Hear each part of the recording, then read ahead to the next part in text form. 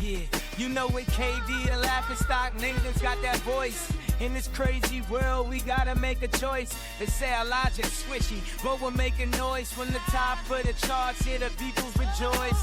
Stop being buck munchers, just get swishy with us. Join the laughter wave, make a fuss. Stop being buck munchers, just get swishy with us. Join the laughter wave, make a fuss.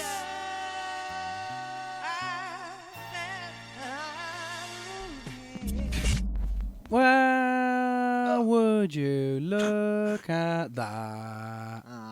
What have you done to yourself? I put my thumb Into the in ketchup. sweet curry sauce. Sweet curry sauce. So I was more than happy to lick it up. Well, it's good to know that human flesh tastes good with sweet curry sauce. Everything tastes good with sweet curry That's sauce true. from McDonald's, man. I feel does. sorry for any international people that do not get to enjoy the sweet curry sauce from McDonald's. Speaking It's of bloody gorgeous. international people, and by the way, welcome to Squishy Logic. I am Nathan Parrish, the man of 1,000 voices. Not all of them are in my head, and that is KD Hinken. Your comedic baby face and I almost everybody. said Carl, and then I was like, no, it's KD. Hinken. Yes. KD. Hinken. But speaking of fucking international fucking stuff at McDonald's, International fuck. have you tried the sort of the stuff from different countries? Oh, they're doing that thing at the moment. Yeah, The yeah. one they're doing. I've tried some. I tried the Philly cheese thing. Oh, cheesesteak. that's a whole different thing now. Yeah. I tried some of it. but- I tried the Canadian maple big. Oh yeah, the barbecue. maple. That's Yeah. there too. I saw that. Yeah. Fuck me, that is good. Is it? That is a proper fucking decent burger. Well, we've got maple. I love sweet with meat. It's so good, man. Yeah, Like man. sweetness. The sweet and the savoury all together. That's what Yeah. Asian cooking's all fucking built on. That's why Chinese is yeah, so yeah. good. More Japanese. Well, I mean, There's a lot more of that in Japanese food. To be fair, There is though, a lot of it in Chinese there's a lot food. of it You're in right, Chinese, though, too. yeah, and there's more of it in like Thai food as well and stuff like Yeah, that. Thai food's the one I'm not as. I knowing. love Thai food, dude. I like some of it. Pad Thai Thai. food, dude. Pad That's what you just Thai. said there then. I I, did, love yeah. Thai food, I dude. love Poo, Thai ta, food, pa, dude. ta. They speak in Thai now. It just sound like it, yeah. I have no idea what Thai sounds like, but yeah, it does sound like that, I It sounds like imagine. Also, it's the one that everybody imitates when they think they're doing Chinese, but they're actually Essentially, it is. Yeah. That's what it sounded like. The piss take version of Chinese or It's Japanese like, too. I used to have a joke that I told in the set where it was like the start of it. And I was like, this guy goes to Thailand. He comes back with a wife. We're talking about a guy with serious impulse control issues, and I do at least respect what he's doing though. Not marrying his Thai wife. She's lovely, loud but lovely. Which is, I'm sorry, it's accurate. If you know, you know. Oh yeah, yeah. Jesus Christ. She is literally about 5'2", and she makes a noise that is deafening. What was it you said again? Because something else in my mind. It's like when a you said fucking it. songbird. I mean, what was it you said though? What was that line again from the joke? Oh, she not marrying his Thai wife. She's lovely, loud but lovely. Oh, okay, yeah. I thought you said something about respecting as well or something. Like I don't respect a girl, or I do respect a girl. And what you said something about respecting someone, didn't you? Oh, I respect him Oh. for doing the thing because it's inherently dangerous, but not marrying his Thai wife. That's Oh, I thought you were going to say something like, I respect him, but not who he's done, or something. So I respect him, what he's done, but not who he's done. right. Something yeah. like that. I thought would- you were going that's, first. that's another way of going with it. That's It's a much another meaner way of a going lot with it. meaner, yeah. Once again, the general vibe between us. The Yeah. nice one, the mean one. Yeah. But going back to the McDonald's stuff Yeah, as well, yeah, they've yeah, got yeah. those little macaroni bites. Oh, really? They got Yeah, Oh, deep- macaroni, but oh, yes. like yeah. the little triangle. I was thinking macaroni McQuan. bites. Nah. Oh, McQuan, is it? Those, I think it's McQuan. The biscuits in, the French biscuits, the little circle things. Oh. Macrons, but I just sound like I'm also thinking of the Bridgette's last name too. Is- French guys. Is it Macron? It feels like it is, but it feels like that's just the French president's name. It does. I think it is too. Oh, she's turned the screen off. Kitty turned the screen off because Kitty is our visual effects artist at the the studio. She's the mascot of Squishy Logic. She is, definitely. We used to have a different mascot. He might have sadly passed away, but now we have a kitty. Squishy kitty. A Squitty kitty. Squishy kitty. I was going to say, it's not what you want. No, you don't want a squishy kitty. No. Like, trust me though, when she poops, oh man, the house knows. Yeah. Like, I don't mean sound or cat poop does stank. Oh, it stinks, man. I don't know. It fucking stinks. Whether it's the dry food or whether it's the wet food, something in there fucking reeks. It's because it's they're carnivores, isn't it? No, but dogs don't sound that bad at all. Because dogs aren't 100% carnivores.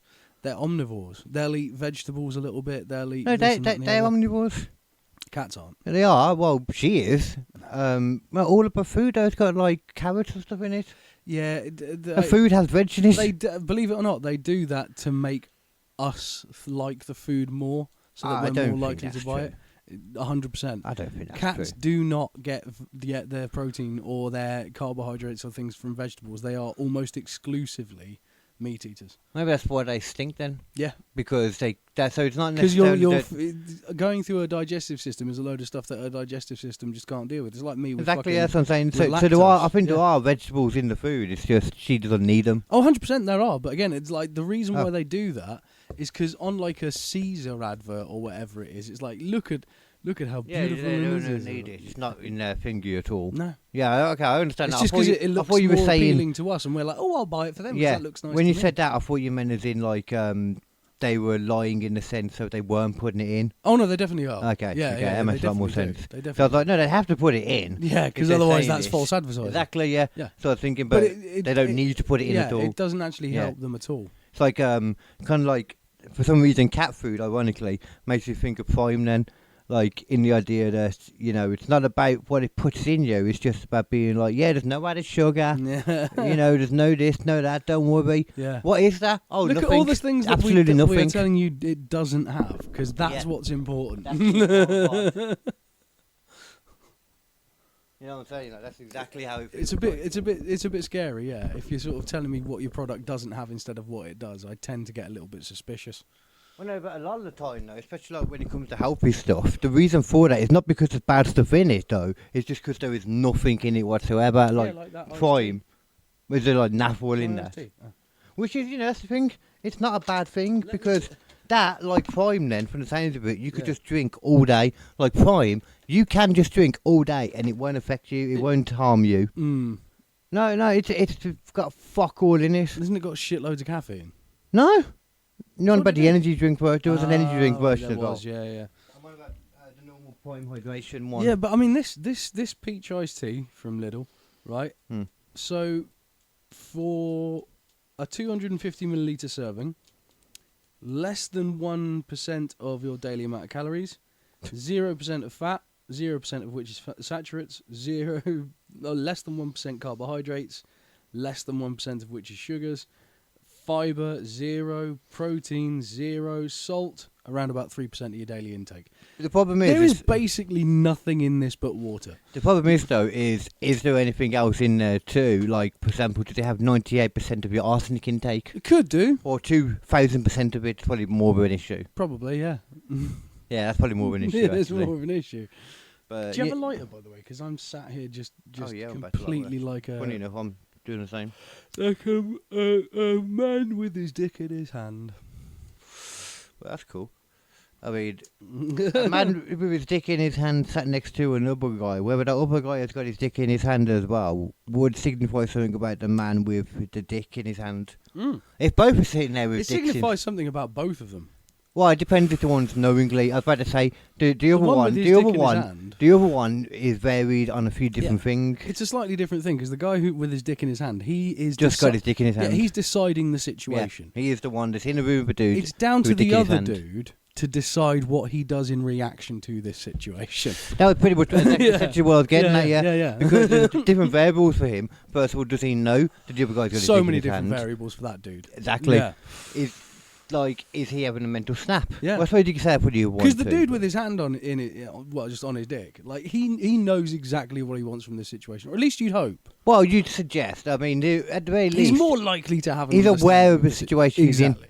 Yeah. But the other one, like, you know, he's being brought to this situation out of nowhere. Yeah, he's got no clue. He doesn't know from Adam. Exactly. He's not the dick holdery. The dick holdery is the on board of power. Yeah. The questionable dick holding, or the questioner, The dick the viewer. question was theirs. Dick holder versus The dick answer is viewer. theirs, sorry, they have the exactly. answer. Yeah, The other person's the question. that's true. There we go. Yeah. The answer would The man with normally the dick in his result. hand is basically the Riddler. The guy Yeah. watching is Batman. Oh, what I'm well, saying. possibly. We don't know yet. He might be Batman. He might be a police chief. Yeah. He might also just be a random victim on the street that's going to It's scream very true. and cower into a ball. Yeah. Will she run down the street? Is it a he or she? We don't know. We can't just assume. We're not going to just. We were saying, dude, but who knows? It's Yeah. We're not 2025. going to assume gender in this situation. It's almost 2026. It's almost Christmas. Oh, don't say that. But it is. Don't though. say that, you horrible man. Oh, sorry. Ho, ho, ho, everybody, though. Ho, ho, ho. Merry Christmas. I don't Yeah. mind. It's getting to Christmas now. But the next episode that comes out, there'll be Christmas stuff on the walls. Yeah. And I'll have finally finished the new backdrop. It looks nice, though. It does look good. It does look good on the camera, too. Yeah. Even on this shitty camera. Yeah. We'll have a new camera soon. The camera looks a bit better today, to be fair. But it's just a good... That's the problem with the camera, though, isn't it? It can't decide. No, but it's still only... When it's at its best, like right now, it's only at like the top level of shit. Yeah. You know? Like, it's only got a bit of noise. It's only got... of good. It's only That's got a what we few lines kind of phasing up Yeah. and down. Yeah, You know, it's only got a bit of things. Yeah, we need the bottom level of good, at least, from our next camera. Yeah, well, I want to If get we're a, at the just a top end good of one. shit right now. Yeah, I want. Yeah, the bottom end of good. You I want the see, bottom I end of see, good, yeah. That is where I would like to get to next. Yeah. I've seen a few, and it's like with Black Friday at the moment. It's like 70 quid could get me a decent camera right Yeah, now. but It man. looks okay for a webcam. Yeah, but that's the thing. It always looks okay, isn't it? Reduced down from like 150. The in the amount Black of Friday. times I've gone online to search for what is a good webcam that can be used for streaming. You got to have a look afterwards to see if fucking- it actually does do what you Yeah. what as advertised. Mhm. Like it's the whole thing with cameras. You have to actually do like we won't do too much like background chat today. What's that called again? Behind the curtain talk, basically. Yeah, behind the scenes. Yeah, that thing. We won't do too much of that, but you know, like Bit of BTS. just to let you know though, if you want a camera, like you really need to. It's the only thing in the world where when you're buying something, you have to look. Okay, it's advertised this as this. Yeah. Now I need to check every single one Yeah. to make sure it's actually the quality as advertised. Is it an actual You can have- 4K one, or is it a Hmm? 2K that's upscaling everything to 4K so that it looks a bit brighter? Yeah, whatever. That happens all the fucking time. Is it with actually webcams. 4K quality, Yeah, and does is it actually native work? 4K. It's easy to do that, I think, maybe when you're doing something on digital camera, but once you get it onto your computer and look at Yeah, it, it's a whole different it's ballgame. pretty normally obvious what's going on. But yeah, I mean, when you got a webcam, you can't get around it. Though it's either this or this normally. Yeah. I think I don't know actually whether it will show up as 4K, but then it will still look crap, or will it just be a Is the case door of slightly open? Yeah, should we close it just to get that a little bit less sort of push through that's it? going to come through though. No, I don't think it will. I don't with think these it. I think it's unlikely. But I'm a bit of a sound freak. I didn't even thought about it this time. It's more. I know the sound is good on this Yeah. because I listen to him so much, and especially once they run through the anything that's even slightly picked up. As soon as it ran through the audio enhancer thing, Yeah. kills it. Kills To it. the point though that if we're playing videos, I do need to go back and remove the enhanced part because it will kill off the videos. Anything with like any video with background noise, It would just kill it all. Yeah. it would apart from fuck the it. voices. Yeah, it'll fuck it completely. And if you try and listen back, like what is happening right now? To be fair, that's quite an impressive feat. It's If powerful. able to- yeah. It's fucking powerful. Yeah. It'd be good if you could add in like times and stuff for it not to do it, which I technically could. To be fair, I can just take them out. Audacity is weird because when you take something out, everything ahead of it skips back. So then it takes the sync Yeah, out. I hate that. Yeah, That is one of the worst things about that system, and that is Yeah. one of the reasons why I've used Audition basically permanently since I got the fucking Adobe package ready.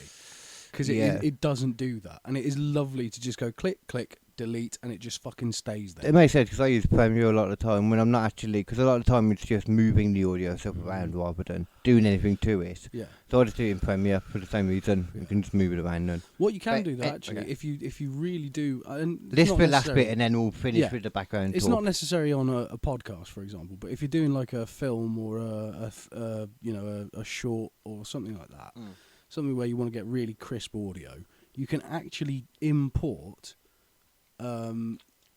a Premiere file into Audition and vice versa. So you can take the audio Yeah, directly out of that one, put it into Audition, and then just paste it straight back in. Oh, and it'll keep it as a file, and you can put it back. That's It's cool. fucking It makes a brilliant. lot of sense. That Yeah, does yeah. today, compatible like that. Mhm. I just thought you looking at that more then, because obviously I'm guessing I could probably get to it on here then. Audition, Audition it's so much more powerful than Audacity. Yeah, it makes sense. So much more powerful. I like It's how a bit of a learning curve yeah. because it's basically as complex as Photoshop is, but for Yeah, audio. but I'm guessing like a lot of them, like Premiere, like it's so much easier to get your head around if you know Photoshop and Oh, stuff. Because definitely, they all yeah. kind of work similar. They've got They a got similar vibes. vibe. Yeah. And some shortcuts are the same and stuff too. Mm-mm. Sometimes. Unfortunately, on this one, because No, it's okay, one that they okay. bought it from someone else, It's not. it's not all the Okay. keys are fucking weird. But you well. get used to it. Would you like, well, we're 19 minutes in now then. We'll have plenty of other shit to talk about We too. shall. But would you like to know, I thought I got called then. But then I forgot she's in there with people actually. Yeah. So what we're gonna do now, I guess. Do you want is- to say, do you want to see some of the main stuff Yeah, we're going let's to mention? let's dive into some SNL now. As mentioned in the notes for the show, there. Why did that have sound like been- you were talking about some sexual stuff then, SNL? Is that a sexual thing too? That's SNL. S&M, Yeah. S&M, that's it. Sorry, Yeah. sorry, my mind just went, whoa. What are you... Oh, I she didn't did, think she she did. did call you. You know what you I'll do my little spiel because I was wanting to do a spiel about SNL. So SNL. Oh yeah. So SNL has been running for decades in America. It is the longest running comedy show I think that has ever existed. And yeah, I mean they change out their performers quite regularly. They usually bring in a new guest host on each episode as well, which tends to sort of change some of the sketches because usually the guest host has an idea about what kind of sketch it is they're going to do. But that can lead to things that you're not expecting. Well, you're talking about how like hosts and shit Yeah, come in when and there's hosts come in, they can. they don't have that much say. Like, No, I'll no, watch no. some stuff on it, but... what were you saying? Ultimately, the person who's got the ultimate say is Lorne Michaels. Yeah, he's the head honcho Yeah, and he he's is the king head- of the shop. Exactly. If he doesn't want it to happen, it's not happening. Yeah. What's his official thing again? Would he be a producer, is it? I guess it would be Executive producer. Yeah, I think it's that, Yeah, yeah. executive producer. But basically, if Lorne Michaels doesn't like you, you're not in the show. If he doesn't like Oh, your yeah. idea, you're not doing it. End of story. But you Yeah, do yeah, it's then all have him. things. And happen. also as well, famously, he is not about that. Even though it's like a load of improv comics and stuff, Yeah. you know, people that you throw on stage and, you know, you just be like, just do your shit. It's famously like, improv is not allowed. you stick to the script. Yeah, the script Yeah. is the script and you stick to that script.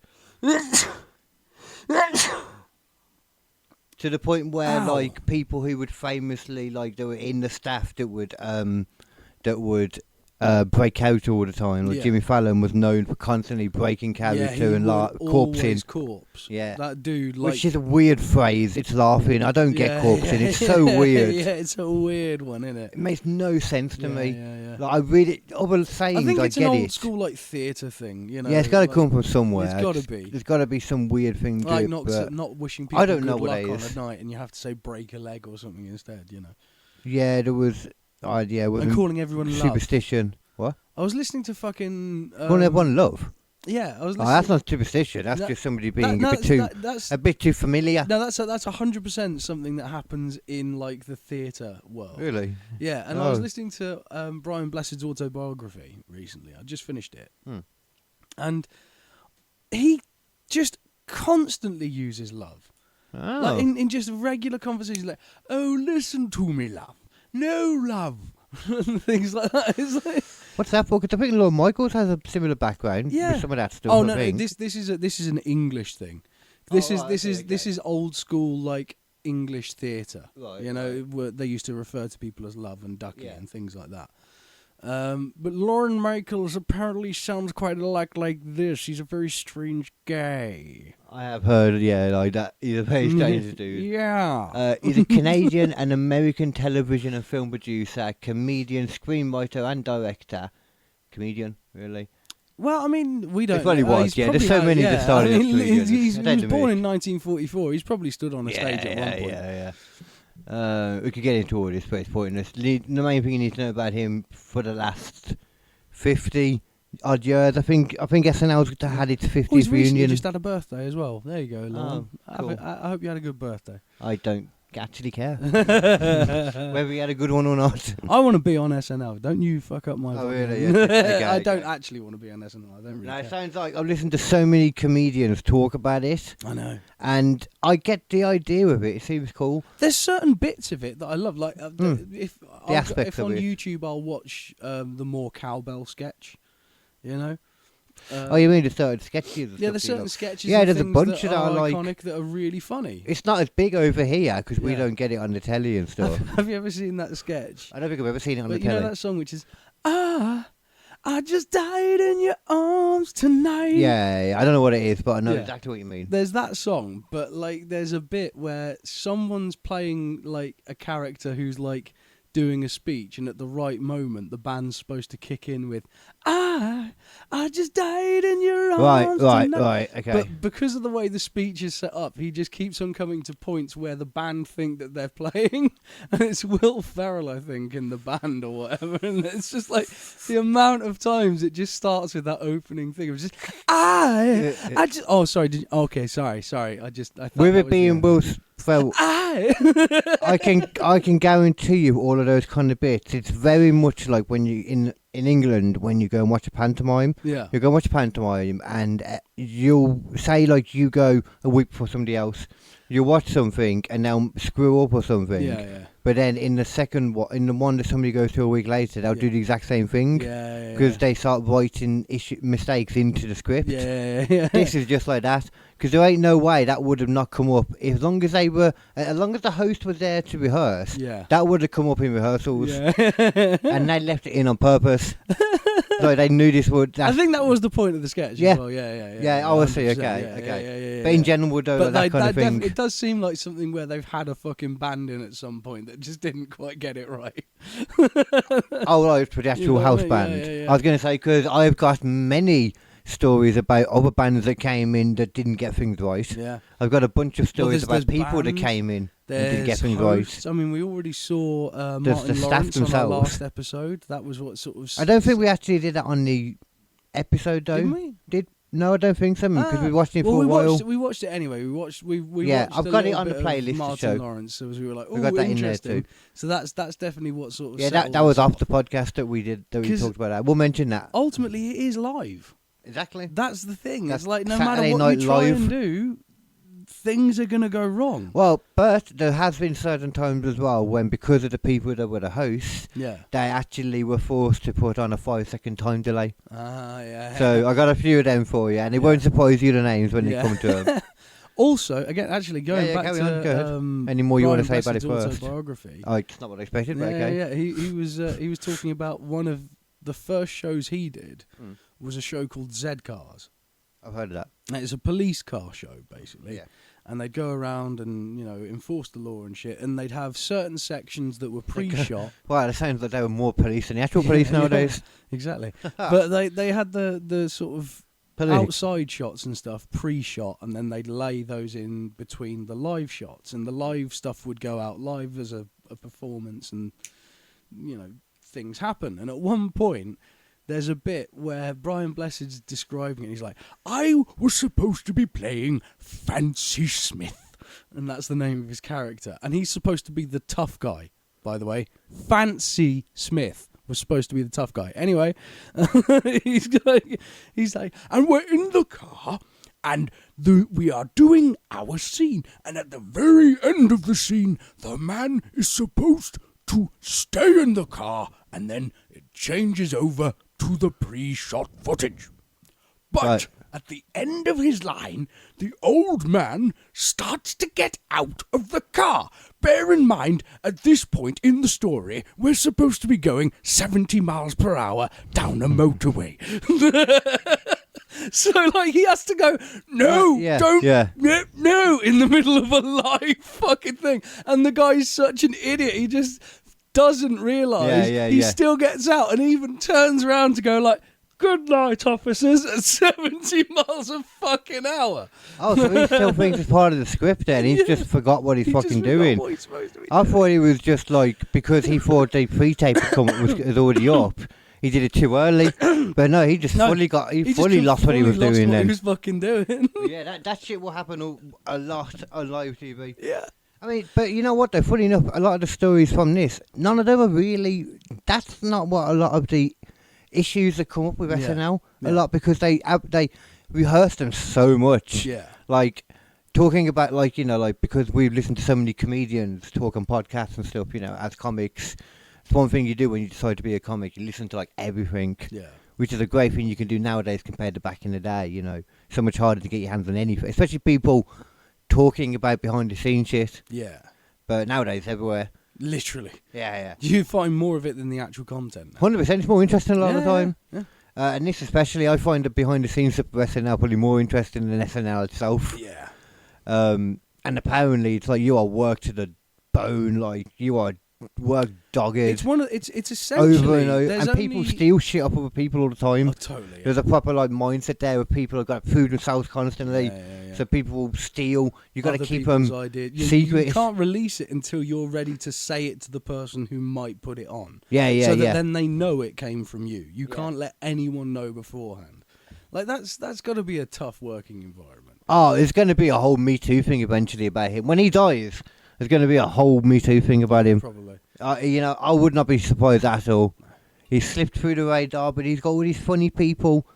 And his funny people were messed up anyway, so it's easy for them to just be like, scribble Is away. It's what we all do. When we have traumatic stuff as funny people, we scribble away into holes like that. Yeah, and then we laugh about it by laughing about something else that's tangentially related. Yeah, you tell a story on stage and replace Lawn by Mr. Bourne. Yeah, Like that. it's Jason Bourne, and now it's an entire bit about Jason Bourne being a weirdo. And there'll be, there you go, and there'll be the odd bit about, story about him from other people, and give it, in 20 years we'll have a Hannibal Bill Buress. Cosby moment. Yeah, Hannibal Buress, yeah. Hannibal Buress, Bill Cosby Did y'all moment. know that Bill Cosby is a rapist? This isn't even a joke. You can Google this. Yeah. His career's has kind of died. Oh, actually, no, he's done a lot more acting. So his Hannibal comedy Buress. careers. Hannibal Buress is doing loads of little bits here and there. I think he's one of those. He was never really a full-blown stand-up to begin with. Yeah, I was knew him as a comedy he's actor more. He's always sort of had his feet in different things. He does music a bit here and there as well. Yeah, Um, I wouldn't be surprised if he's been on SNL. To be fair, He might well have been, but I like, would not be surprised at all. one of the things is like that guy. He seems to be so laid back, and it's more like when he wants to have a new hour out, he'll work on it. You know what I mean? Yeah. But yeah, no, Hannibal Buress is one of my favourite comedians, and that bit was so good where he just fucking opened. We up should on like Bill watch Cosby. some of those bits. Like, Oh, the you gotta moments pull that- people up by they gotta pull themselves up by their bootstraps. Well, how about you stop raping people?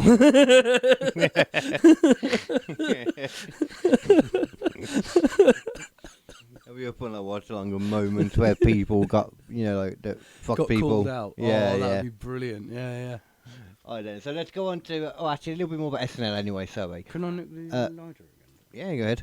Dankeschön. So it started in 1975 on October 11th under the original title NBC Saturday Night. 1975 is Yeah. fucking To state, but I was pretty sure it had its 50th literally anniversary. 50 years, yeah. Had its 50th anniversary this year. I know it was very recent that 50 happened. years. Mm-hmm. That's crazy. A literal half-century running show. I wonder if it has had its 50th. Because looking at it, look, Saturday Night Live technically started in 1980, but it has so been there was going. like a hiatus of like 3 years. Oh yeah, looking at it, yeah. So maybe it hasn't had its 50-year anniversary. I suppose yet it is in that still case. its 50th anniversary. I had it in my head that had already happened, though, the SNL 50th anniversary. Let me check. Because if it has, if it's what I'm thinking of, They will might come still up very call quickly. it. They might still call it the 50th anniversary. I thought it was 'cause SNL 50. It's like continued Whoa. an extension of the show. Oh, you've started David Bowie off, mate. There you go. SNL 50. Because I'm sure it has.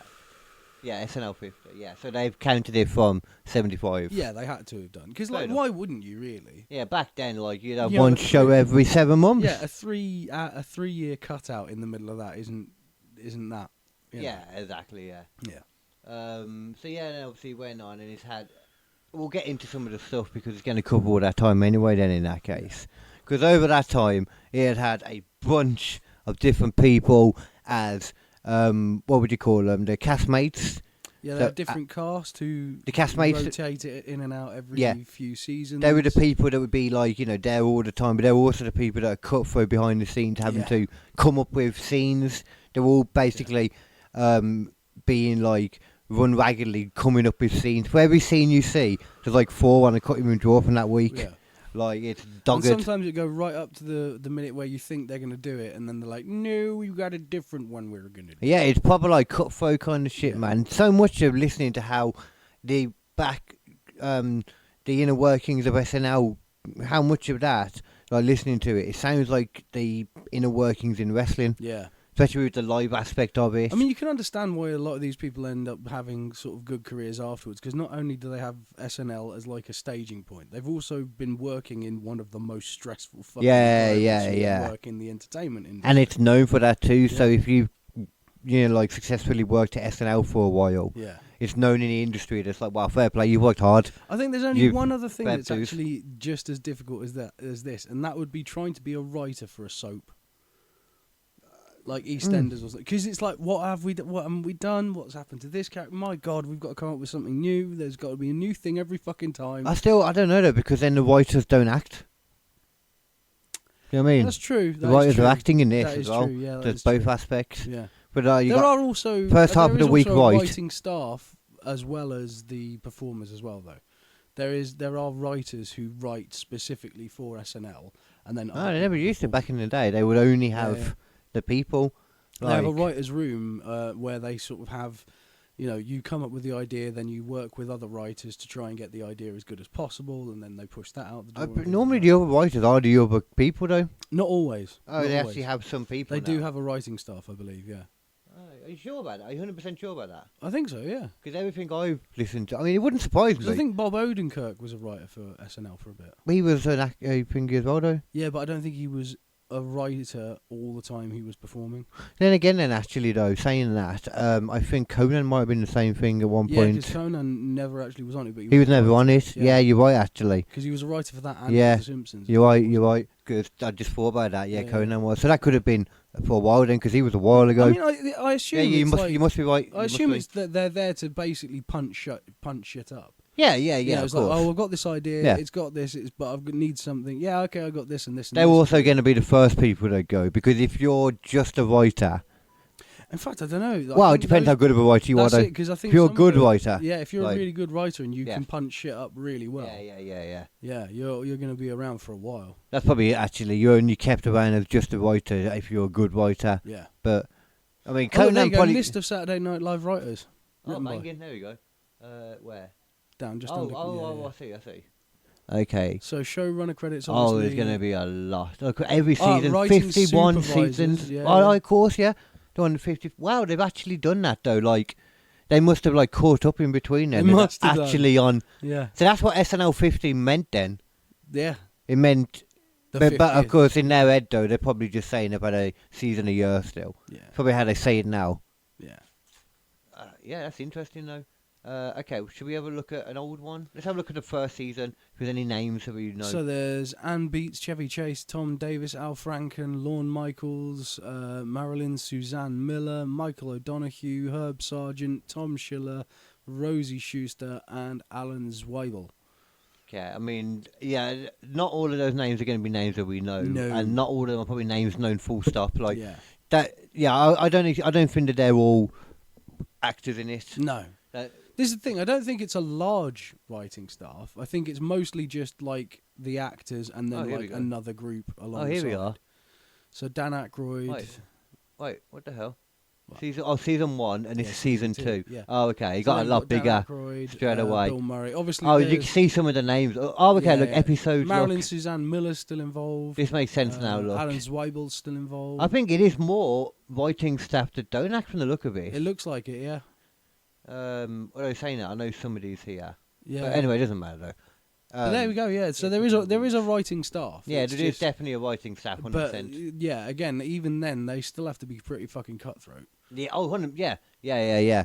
It would be. I genuinely think, from everything I've heard of comedians that have worked there for however many, and we'll go through some of them, like a bunch of them. Yeah. But it's just fucking stressful as hell. Yeah. Any that don't work there anymore and are fully away from it, so just like it's stressful as shit. Yeah. I do movies now, or I do late night talk show, and it's a lot fucking easier. But it's also like a lot of them don't want to badmouth it at the same time, though. So you can tell that there's still a big even when they've left, they're off doing other stuff. Like, I mean, I'm talking like your Adam Sandler's, your Will Ferrell still. But I mean, that's the thing. Look at how many people come out of SNL and then they're fucking huge. That's what I was thinking then. You know, it's like, yeah, okay, you're gonna have a tough time, but it is gonna be worth it. Yeah, maybe it is just more of a respect thing. It's like Shane Gillis, if anything, managed to do the best thing. He was right up to the point, got fired, and still managed to get the good career off it. Well, I mean, let's talk about that, actually, because Shane Gillis is one of the people that pops up in this like list of stuff that I've got. I know he's here somewhere. There he is. So, it's actually the last one on here. Yeah, fired before even starting. Before even starting. On September the 12th, 2019, the night before SNL planned to announce the 3 new cast members hired for the 45th season. That must have been like 5 years again, obviously. Yeah. Oh, so it was like peak, like kind of pandemic time? Must have been. It must have been, yeah. I wonder if September 12th, 2019, so just before. Yeah. Just before.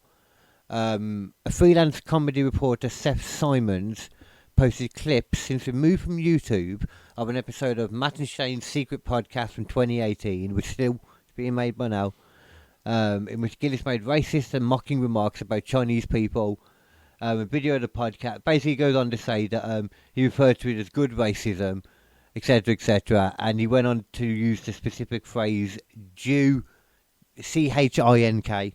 Right. Which I have a funny relationship with that word, though. Yeah. If anybody doesn't know what word I'm on about, a chink in the armour. Yeah. Because that's the context where that word being used in a different manner. Yeah. Like, have you got a cigarette or a fag? Yeah. Or I want to get some faggot and peas. Yeah. Because, they actually, it's a real thing. What the fuck is... Oh, that still won't be being brought up on the mic, I don't think much, but it might be now. There's a lot of shouting going on. Yeah. Fucking people are loud as shit all the time, man. But what was he saying? So he was basically using... saying, I know people in my family that use that word as just, that wordy bananas, as just like a phrase that's just said as like, what the fuck? Yeah. And when I brought it up to them, they didn't even think about what those words are, or the one word in particular. No, it's just an expletive thing. It's just it's an expletive. Yeah. So, yeah, I mean, I don't really think too much about that word, but I know other people do, so. Yeah. I mean, but at the same time, it's a shame, though, when you're hunting him down on the podcast. Like, you hear this comedian is getting a job at a big place, and you think, oh, you know what I'm going to do? I'm going to hunt down anything to do with him. I doubt that he listened to every single podcast, first of all. Yeah. This, what's his name? Scott Simon. No. Seth Simon. Yeah. I doubt that Seth Simon listened to every single podcast. No, he's just found the bit he needed. Well, no, but... Journalist. No, I'm saying... No. When you say that, though, you mean in how? How did he As find in, like, it? he'll have had this brought up to him by someone else. Right. And then he'll be like, oh, well, that's all I need to know for my story. You know? He'll have maybe seen it online or something, somewhere. Maybe he doesn't have to get any of the context or indeed how long the podcast has been going for. Because the fact is, I'm pretty sure if you go back through this podcast long enough, you can find me saying all kinds of heinous shit. And we ain't going to use words like that, though. Yeah, no, I'm not going to use words like that. But, But at the same time, when he said that, well, this is probably still... What's the context? I still don't know. That word hasn't been called for a while. I don't think it's a good context. Yeah. Let's put it that way. Well, I think a comedy... a straight up joke is a good context. Yeah. So that's a good context. That is a still. good context. Like there's nothing behind it, just But- straight up as a joke. Yeah.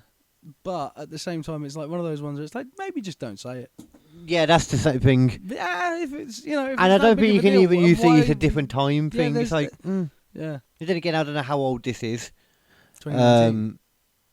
Oh shit. Okay, yeah. Well, no, okay. You can't at all use a different time thing. It was the same time. Nah. Yeah, okay. Yeah. But it's still the idea of then Don't get somebody me being wrong. fired from like It's what not is a huge job Yeah. sucks balls. But then, like you said, which brought us onto this to begin with, that worked out great for him. It did. Worked out, and if anything, he probably. Well, we don't know how he would have done on. He got real big bumps off of that. He got huge bumps off of it, and then even going on Joe Rogan after that was it. it. Because like Even though he didn't do well on Joe Rogan either. No. When he like brought it up to him that when that happened, he thought, "Oh, it's okay. I'll just go on Joe Rogan." And then Joe's just straight face at him like, "Oh, is that what you thought?" Yeah, I mean, I didn't know you. I couldn't have you on at the time. Didn't even know about it. He's like, probably better that you waited anyway. It's like, by this time, Shane was already like laughing to himself, being like, no, I know. But, Yeah. you know, it was awkward though. But then they went on to be good mates after that, and he's done loads on Rogan, so that still bumped him up a load because people just liked him straight away. Yeah. They made one of their big mistakes that they made. Most of the time, though, I will say on this list, it's not stuff that SNL have done really. It's stuff that other people have done. This is one of the few ones on this list where it's SNL that have actually done it. I did have a just. Where did I put this? How do you do this? Oh man, you lost them too. You fucking don't have them to begin with. That's true. It's because I know what'll happen if I bring it into the vortex. Oh right, yeah. I'll need that after you as well. Mm-hmm. Yeah. Okay, so enough about that then. So let's jump back up to the beginning of our list. We'll Yeah, just let's jump get through some them then. video going. Okay, well first one then, Adrian Brody. Oh God. So don't say what it is if you know it already. It's not. I don't. Get onto it. The fact is, I just know what Adrian Brody's like. I'm surprised you don't know these already. Don't get me wrong. Adrian Brody is a fantastic actor. Yeah. He is also a complete and total knob. So how do you know? What do you know Adrian Brody for? Because it's not a name that I really know too well. He was in. I do now, but I didn't Yeah. for a big while. He's been in a lot of various movies. Right. I can't remember the big one that everyone talks about. What name it was? It was basically him in World War II at one point. Oh shit. An old one. Well, obviously an old one. Not So, that but old. It's like 2000s old. I was thinking the pianist. The pianist. He's in 20 years that. ago, that is old. Yeah. He was also in. He was in King the Kong. Pianist. Yeah, that was it. Yeah, the pianist. Yeah, that one. King Kong was pretty good as well. But he is so he's one of those actors who's so serious about the craft. Or is he one of them? And he thinks he thinks the light shines out of his fucking arsehole, and it pisses me off. He really does. He's got the same level of fucking pomposity as fucking pomposity. Yeah, what's his name? Sean Penn. Sean Penn. Yeah. I don't really know him too much. Oh no, yeah, Sean Penn. Sean Penn's a fucking pompous honestly, twat. Oh, it's good to videos over it all. Don't get me wrong, he's a brilliant actor from what I can tell Yeah. again, but Jesus man, just climb down off your fucking tower. So I should have got this sorted out before. He's all Oh no, on. he's got all the window captures in all the wrong places. I fucking do. He's got it wrong. Here we go. Okay. Actually, should we have it on the little one or on the big one? Big one. I think- Little one. Yeah, actually, I'm gonna. Because pop it's on SNL the- as well, so I don't trust those motherfuckers. Yeah, true. Actually, most of these are like kind of fuzzy picture versions because of exactly like you said. We don't want to get copyrighted, etc. We've got it going on to YouTube as well now, so best to think about these things because we are fucking slaves to the system. Slaves to the algorithm. Oh no, we're not slaves to the algorithm, man. If we cared about the algorithm, we would do things very differently all the time. Yeah, that's true. Like have to be that's slave to the algorithm is like really trying to watch every word you say. Yeah, which we definitely don't do. We don't. I mean, you have to make a choice to. If you really want to do that, you have to make a real effort to do it. Yeah, and I don't have the effort in me to do that. Yeah, I get the logic. Yeah. But it's Congratulations to those of you out there who can do that. But I have this thing where I just want to say what I want to say unfiltered. I just, you know what? I need to make a secondary channel that I can put like clips on where we go through to make sure the bits don't have the words in, Yeah. but it isn't already being pulled on that by the, pulled down to the earth, Like a to the clean centre of the earth version, by yeah. a fucking Yeah. YouTube god, Yeah. demon, YouTube demon. Yeah, the Better way to YouTube put it. demon, yeah. Anyway, so Adrian Brody then, let's pop it on to him. This was another infamous moment where they had agreed certain things, and they had agreed certain things, and out of nowhere, Adrian Brody just decided to segue into the musical act. Sean, what's that guy's name? Sean Paul. Yeah. He decided to segue into Sean Paul with an improvised little comedy bit without telling Miss Alarm Michaels. Oh, God. This is recorded from somebody's TV because it is generally quite hard sometimes to find clips of SNL stuff. Yeah. So you won't always find official stuff.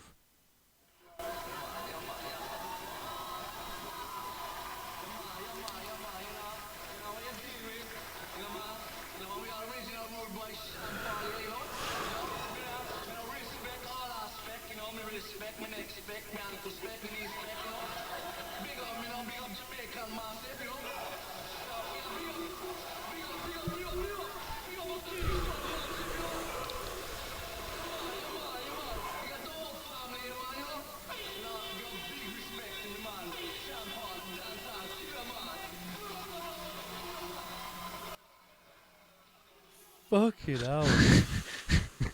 And it's like, at no point as well Fucking hell. did he actually start, introducing the next person, though. I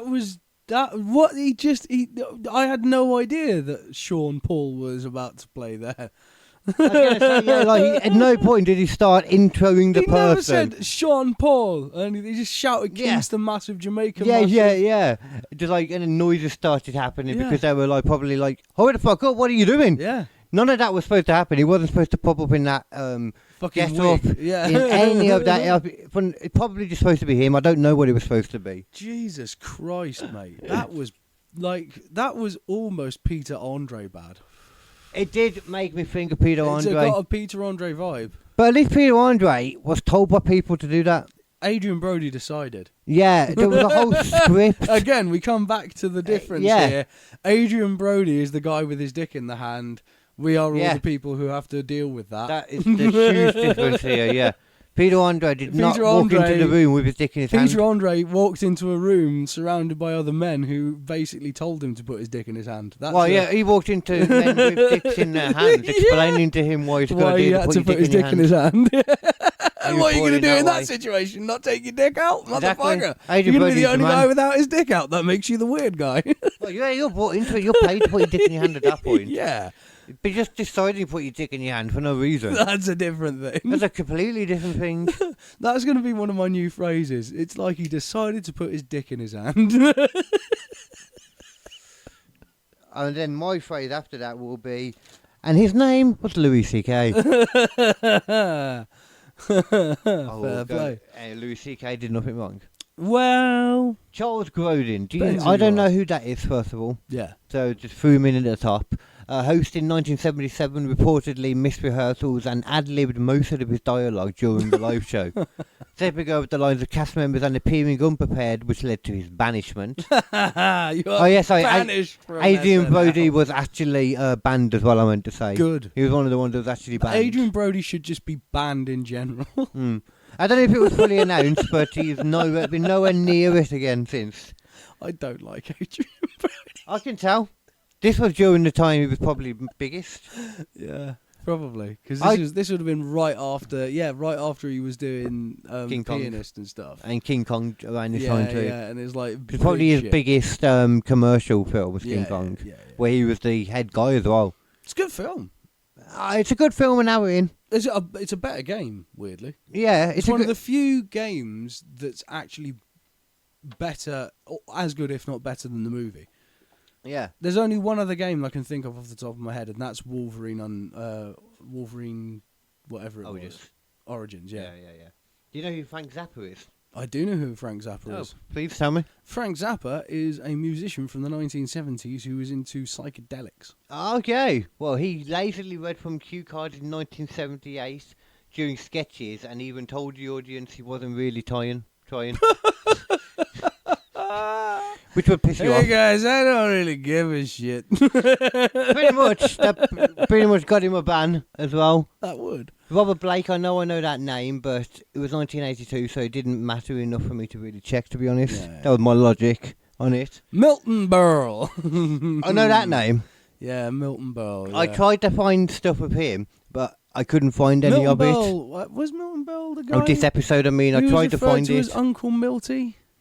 I don't know. What I saw of him, he looked like he'd done something in blackface. I found that. Oh God, Milton. Hang on, let me just check. Milton. You want to have a look at it, do you? Go on, you have a look at it then. Oh, it is the guy. I think it is. Yeah. Because I could find actually, I might have been able to find videos of him with Richard Pryor. Actually, I can't remember if I saved them. You know, I found something of him. Yeah. with So Pryor. apparently Milton Berle. No, I didn't keep it. This is very important because it comes again from the tome of life that is Arnold Schwarzenegger's autobiography. Oh, God.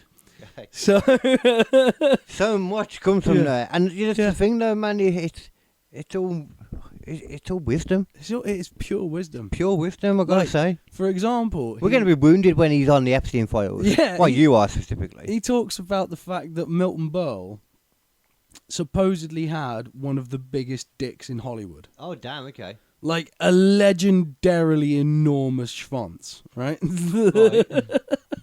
Like, Okay. to the point where, like, Tom Jones, another legendarily large dick in the world, right? Right. Went up to Milton Berle and was like, "Okay, I'm gonna get my dick out, and you're gonna get your dick out, and then we're gonna see who's got the bigger one." So, like, they start going. Sounds like my brother had a big dick as well, and he was also a bit introduced. Yeah, That's yeah. what it sounds like. Well, yeah, but I mean, he starts getting. his how dick many out. guys do you walk up to and just be like, "Yeah, I'll show you mine if you show me yours"? Yeah, no, but he starts pulling his dick out, and by the time Tom Jones has finished pulling his dick out, Milton Berle has only just got started. Well, so he's got Parkinson's or something. No, he's got an enormous dick. I mean, that just sounds like he's got motor To the point function issues. No, to the point where apparently Tom Jones is like, all right, you win. As soon as he saw just part of it, he was like, "Oh, He's like, Jesus Christ, gigantism." that thing could fucking choke out an adder. Maybe he's got gigantism. That could be an issue. If you've got legitimate gigantism just on your dick, though, like literally just on your dick. Yeah, yeah. Everything else is normal, but Yeah. that But you got giant dick. gigantism in it. Or Just keeps on growing. like you might die if it gets big. Yeah. If it gets hard, or you probably just can never get hard because you will faint every time, and that will stop it. I think there was actually a thing. There was a guy that- Yeah, there was a guy who had a really, like, a medically too big dick. Yeah. It's And real. every time he got a giant fucking boner, he would actually pass out because there wasn't enough to keep his brain running. I feel for him, you know. I legitimately feel for him. Like, fucking hell. Imagine that. And I feel like a fainting goat just in the Yeah. middle of fucking. When you're a kid in your teenage years and you see the most remotely sexual thing and you suddenly get a boner out of the blue. You know? And Yeah. and it's just like this kid's just walking along. A woman bends over and just like, hey! puberty would have been hellacious for him. Like legitimately, it would have been a really, I wanted to say a hard time in his life. He'd have to walk around with all those fucking helmets on. He would need to. And he just couldn't leave the house People would really. be like, what's wrong with your son? Does he have special needs? Well, There must be something. Don't just laugh down the microphone. fuck. Right, let's do more of these anyway. Before we Yeah. get stuck on fucking Yeah. people with big dicks. Yeah. Oh, it's Milton Berle, only so I saw that he's also an actor and a comedian. But to be honest, the most impressive thing about him seems to be that, well, probably it's debatable, but to me, is that Arnold Schwarzenegger said he has a massive dick, Giant dick. and he played show me yours, I'll show you mine with Tommy Lee Jones, was it? Yeah. There we go. Yeah. That's cool. No, not Tommy Lee Jones. Tom Jones. Is that a different Tommy person? Lee Jones is a different guy. Oh, who's Tom Jones? Tom Jones Oh, is Tom the Welsh Jones. singer. Tommy Lee Oh, Jones is the guy right, who yeah, was, yeah. you know, in Men in Black. And Yeah, I'm with you. very Okay. serious. Still both pretty old. Okay, so Martin Lawrence, yeah, that was the one that we talked about before. So we watched. This was not on the podcast, I'm sure of it. Yeah. Because I remember we watched the whole thing, No, and you're right, we was yeah, like, yeah, "Where is it?" Yeah. And then it was right at the end, wasn't it? It came up saying, Martin Lawrence at this point went into an unrehearsed tirade about. Well, we can show you like what it was women about. needing to get themselves Women's hygiene. Yeah. Probably the cleanest way to say it Women's hygiene. without getting into beef bologna. No, you don't understand, cause Right, let's show the people. There we are. I need the lighter again. I'm sorry. Oh. Is it not? What did you put it? Put it there. I literally put it there. Oh wait, okay. There was more than one again. So yeah, as you can see, for the start, it's pretty standard comedy set. You know? Well, this isn't the start. This is further in. Yeah, but you know what I mean. Oh, actually, remember I had No, to this is skip- the I had start, yeah, you I have had to skip to forward, the- didn't I? yeah. Yeah. It wasn't as far as the other one. No. You know, and they was scared because they say he was just walking down the street, mind his own business, he chilling. What's this? I'm trying to remember I can't remember what he was talking about This is before. about cutting off the dick. Yes. Good man. Oh, there we Here go. we go. That was it.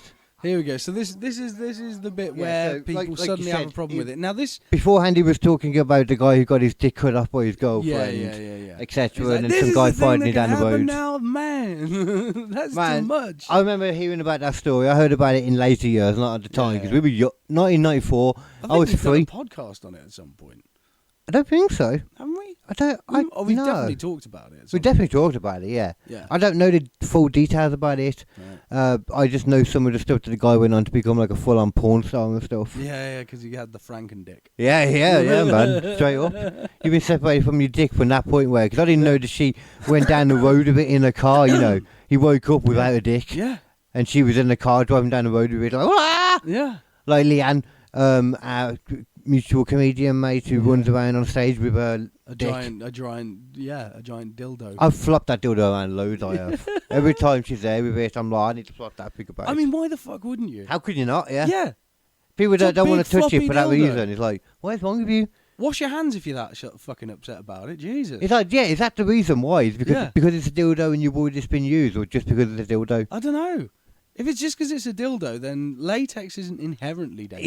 Yeah. It's not made from condom juice or something. Yeah. That stuff's weird. Yeah. And if you really do think it might have been used, then yeah, just wash your hands. You'll be fine. Yeah, exactly. Or lick them, they're just the same thing. All. Yeah. Well, Just actually, you don't might lick have it an if you issue. do. Like, Anyway, yeah. Women's hygiene. This is, yeah, sorry. So this was all, this whole bit from here on out, though, that we, for sure, this is a bit they say definitely wasn't planned. No.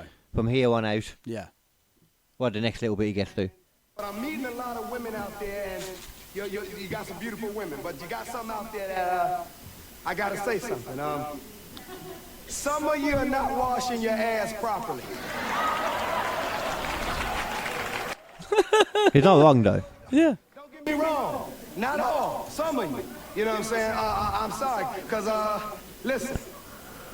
You can hear them murmuring.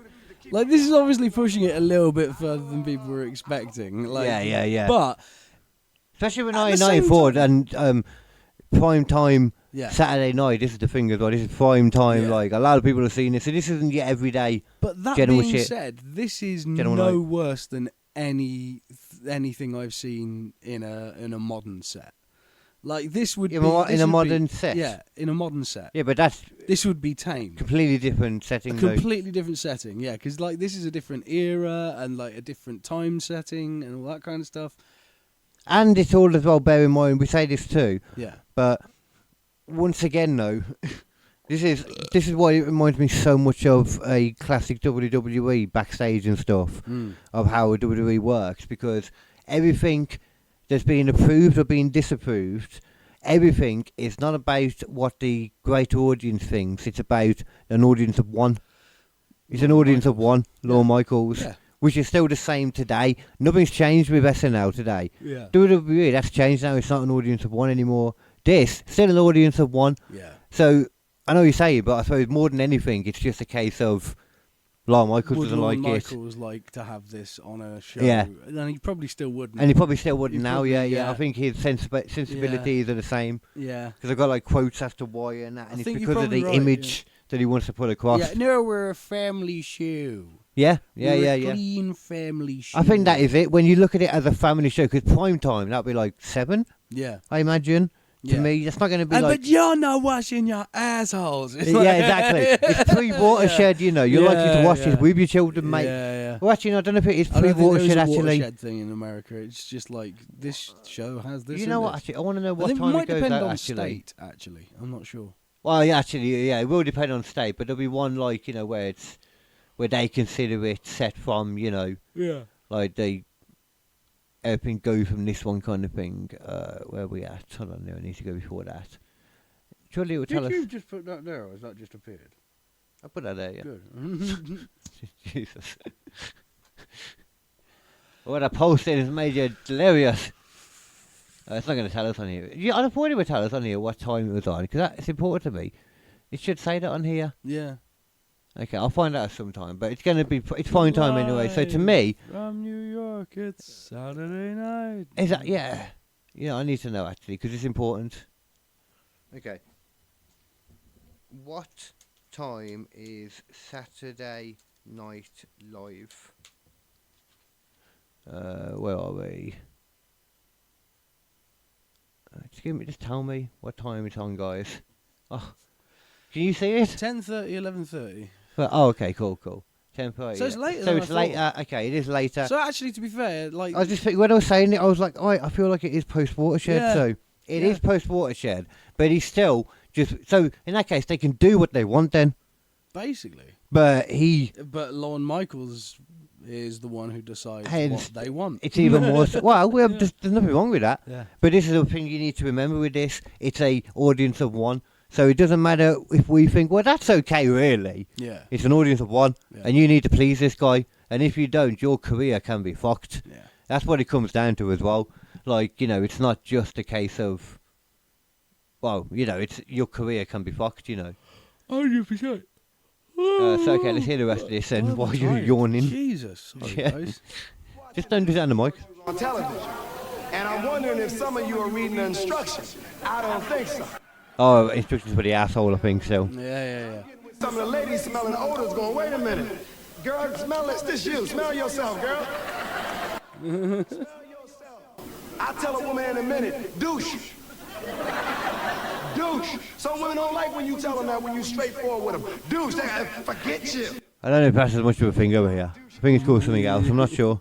You're gonna wash all the natural juices out the body. I said, well, I don't give a damn what you do. Put a Tic Tac in your ass. Put a soap in your ass. You know, this is like a good damn place for a stick up in your ass.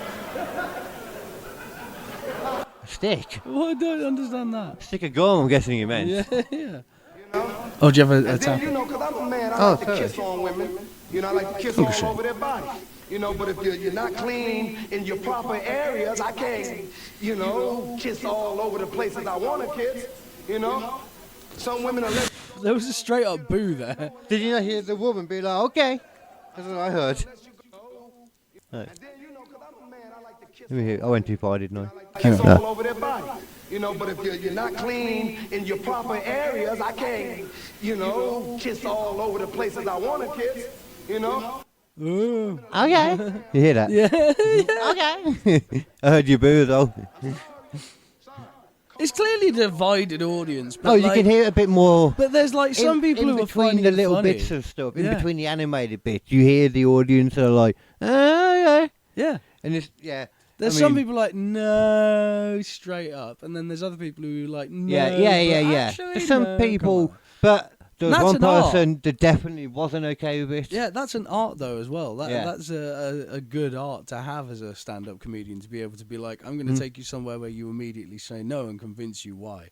You know? I'm not going to lie though, I don't think that set really shows art of being a comedian for Martin Lawrence. It's So not the best set. I don't think so. I don't. If you're going to risk your career, Maybe not. 'Cause that's like what that. it is. Yeah. you're getting a chance to go on the biggest thing for a comedian at that time. Maybe take the stuff that you know works for everyone. Yeah. Yeah. I would say the biggest things, from what I've gathered anyway, looking back anyway at this kind of time, the biggest thing for a comedian back then, other than getting your own specials, would be getting your own sitcom, and going on Tonight Show, doing a Tonight Show spot. Yeah. That was a pain you got to be. More when you were starting out though. Yeah. But also SNL, hosting it is obviously much bigger than being a cast member, and he was hosting it at this point. Basically, after Seinfeld happened, there was like a huge uptick in like comedians getting given their own series that would Sitcom. run. Yeah, a sitcom yeah. that would usually run for like 1 or 2 seasons at most and then disappear. But a few of them did survive. A few of them got bigger and things like that. Like I think the most recent one I can think of where it happened was like probably King of Whitney. Queens. Isn't there King of Queens? That's not new though. That's quite, and that's Oh, not when's really Whitney Cummings. No, but because Whitney Cummings. I mean, specifically titled after them as well. Yeah. And Martin Lawrence had Martin. Yeah. Norm Macdonald had Norm. Yeah. Jerry Seinfeld had Seinfeld. Yeah. There's a bunch of other ones too. I mean, but there then was Ellen for Ellen DeGeneres. yeah. And then after that, you got the ones of Which I actually watched for a little bit when I was younger. I was like, oh, this is an interesting show. Yeah, it was back when we believed she was a nice person. Remember? Yeah. They did a really good psyop on And then that. it turns out she wasn't. Whoever did the psyop on that, probably Ellen herself. She did a good job making us believe that she was a nice person. And then it all came out. I just like dancing. Sure you do, love. I wonder if Lorne Michaels will have something like that. I don't know how he's really known backstage like that, though. Everybody kind of talks about him respectfully. An iron fist. Bit of a nut, but good at what he does, Yeah. though. He very much sounds like a Vince McMahon. I always think of Vince when I think of him now. I just It can't does help make it. a lot of sense, yeah. The Vince of comedy. Chevy Chase, then, I didn't realise that he was... I know we just looked at it on the bit we looked at before, too, but I didn't realise that he was an original cast member for season 1. Crazy, isn't it? That is nuts. Because we just looked at the list. Oh, I can't get back to it, actually. But he was one of the only names that I recognised from the first season as well. Yeah. He's been there from the beginning. I bet he doesn't let anyone fucking forget it either. Where he's like, if it wasn't for me, then SNL would never have gotten any further than this. I'm sure when they talked to him, he didn't let him forget it, Yeah. sure. Yeah. But I didn't realise that he created Weekend Update too. He did, yeah. That's still That's still one of their biggest bits. yeah, still to this day that is still there. It's rare that you get a bit that can go through different people, but he designed that perfectly. There was a reoccurring Norm Macdonald, joke. man, that was his thing too. Yeah, there was a reoccurring joke that Chevy Chase did, where he talked about a particular dictator who died, and he was like, "And this week he's been dead for another week." And then he let it die down for a little bit, and then a few years later, and he goes like, "So and so has celebrated 7 peaceful years underground." I can understand why when Norm Macdonald came in, that they put him on that in that case. Then it makes a lot of sense. Yeah, because I don't requires know. a dry wit. Yeah. Yeah, I don't know a lot of Chevy Chase, with the exception of seeing stuff later on. Don't get me wrong. Again, it's one of those annoying things because as a person, Chevy Chase is fucking abhorrent. I have. Yeah, we didn't. You don't know that as much in the old days, though. Yeah, This is the but- thing. Exactly, but also as a performer, he is brilliant. He's hilarious. First of all, He is as just well. hilarious. He's got fantastic comic timing. Fantastic, He's got a very, yeah. very good dry wit. And he's got some legitimate skill, because I've never seen yeah. somebody pratfall as well as him. Yeah, His pratfalls are next level. legendary pratfalls. It's easy to just say that he's just falling like he does, but sometimes I don't think so, because he's doing something there. There's a theatricality to it. Yeah, yeah. Yeah, it's like a Del Boy. Because he wouldn't have Lean lived as long level. as he did otherwise. You know what I mean? Like Well, Only Fools and Horses, if- the Del Boy lean, where he sort of tries to lean on the bar and it's not there. Sometimes, but sometimes it's like he that speeds level. up as he Yes, falls. that's true. He does have. He's got different modes. Yeah, yeah. Yeah, But yeah. like, I see, like, you know, once again, to bring it for some reason to wrestling, I see like levels of bumps in some of them. yeah. It's like I see how you're falling there. Like you're not just falling down. You're falling in a way where you can. Yeah. You're bumping. Yeah. He was like, I was trying to look at videos for like stuff that he actually did on this to get banned, because he was eventually banned Yeah. in 1997. Sorry, Right. but it seemed it was more of like an ongoing kind of thing. There wasn't any set thing that did it. Yeah. He just kind of stopped getting bought. From what I can tell, he was just a bit of a bully, and he's always Yeah. been a bit of a bully. They say he was banned in 1997, but I found something of him do something in 1999 on the 25th anniversary. Right. So I guess I made an exception for a night. Yeah, of course they did. Yeah. Where he sat down to do Weekend Update, and the next guy sat down to do it with him, and then Norm Macdonald popped up and was like, "Yes, I turned on that television there," and I was like, "That's something happening here." yeah. And then I went Scottish for a moment. Then Yeah, almost. Yeah. my body was just rejecting the perfect Norm Macdonald. Norm Macdonald by the way of impression. haggis. I think Norm Macdonald would have been into haggis. Thinking about. Hey, haggis, that's a crazy meal, you know. They take a sheep stomach, right, and they just fill it with all other types of meat and like grains and stuff. But it's the grains that push it over, man. Like that, the grains. It's not a haggis. I totally agree. That's just a big sausage. Let's talk about some hosts. That would be a Norm bit. Oh, anything He'd could be do a it Norm bit. funnier. Anything could be a Norm Yeah. bit. That's his beauty. Yeah. I remember him saying about like him having like all this stuff worked out for a set, and he was trying to decide like what to do and all this stuff, you know, talking about it. And he had a bottle of water with him. Yeah. And he went on stage and just ended up doing half an hour about the bottle of water. Yeah. I mean, Like, look at that's this, it. fantastic. I mean, it just holds the water perfectly. And he can just do the same thing twice, and you know, one place it'll fucking the room will be on their ass dying.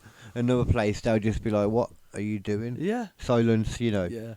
If the place gets him or not. Yeah. It's the thing about comedy, man. It can happen like that. Especially with Norm. Like, you either get Norm or you don't get Norm. Yeah. You know? So, for example, if you're doing something to a party of one, it can be an issue for comedy. Back to Saturday Night Live. Yeah. Straight up, man. But he did seem to have quite a varied take for comedy, because he didn't seem too much like that. But I don't know, there are some people he has told straight up, actually, that you weren't funny enough. That was, actually, thinking about it, that was Saturday Night Live. That was Norm Macdonald. He was fired in the end from Saturday Night Live, and he was told, you're just not funny enough. That's ridiculous. And then he was brought back like years later, the host, and he was like, either he got funnier or the show got worse. Yeah. Something like that. His bits where he's playing Burt Reynolds are fantastic. Yeah, I love that too. They're great. That's there's right. a few like that. I wrote boobs. See, there's so many bits as well, I think, from Saturday Night Live that people don't even realise probably it's Saturday Night Live. Yeah. Especially over here, because once again it wasn't a thing, so us more than anything, we've seen the bits as like little internet videos. Yeah. Or like more. The first time I was see shown more cowbell. We see like the cream that rises to the top. Yeah. Most. But the vast majority of SNL sketches are sketches that were all right. Yeah, 100%. You know, they're People you not probably that never funny and realised. they're not that boring, but it's a show. Yeah. The The hosts, episode of Family Guy. the hosts make it a lot of the I time. do like Family Guy, but still, come on, some of those episodes, Jesus Christ. Yeah, sure. Okay. Yeah. I'm okay with it. This was one of the first that was on a delay. Richard Pryor. I just realised I hadn't said it. That Richard would Pryor. make sense. You would Yeah. definitely want to have Richard Pryor on a delay because I- he can go off. I couldn't find anything from his SNL stuff. I could find stuff from other things, but I think it's pretty known anyway. Like, if you know anything of Richard Pryor, he was one of those people that was just kind of like, he won't just be going off all the time. No. Not like a Martin Lawrence. No. He will not just. You he's- can't tell him what to say. He was crazy. He will say what he wants yeah, to. he was crazy, but in a different way. I wouldn't even say he's crazy. I think more. Like, he got there. Trust me. Like he had some serious moments. He killed his Who? car. He shot his car because his wife was leaving him. He was like, Oh, it's "Well, you anger, can't okay. have my car." Bang, bang, bang, bang, bang. okay, well, that doesn't sound too crazy though. You know. No, but that was He's angry. that was a fairly standard. He had some anger. That was one of his more standard moments. He was a strange guy. I know he had like a whole run-in with, like a whole feud with Chevy Chase. A bunch of other people too. He had feuds with them. Well, Chevy Chase probably wouldn't stop calling him the frickin' N-word. Yeah, he would do that a lot. He did it to fucking There was something about that. I thought it was something else actually. Danny DeVito. Donald Glover. Oh right. Yeah. He did that shit a lot from what I've seen.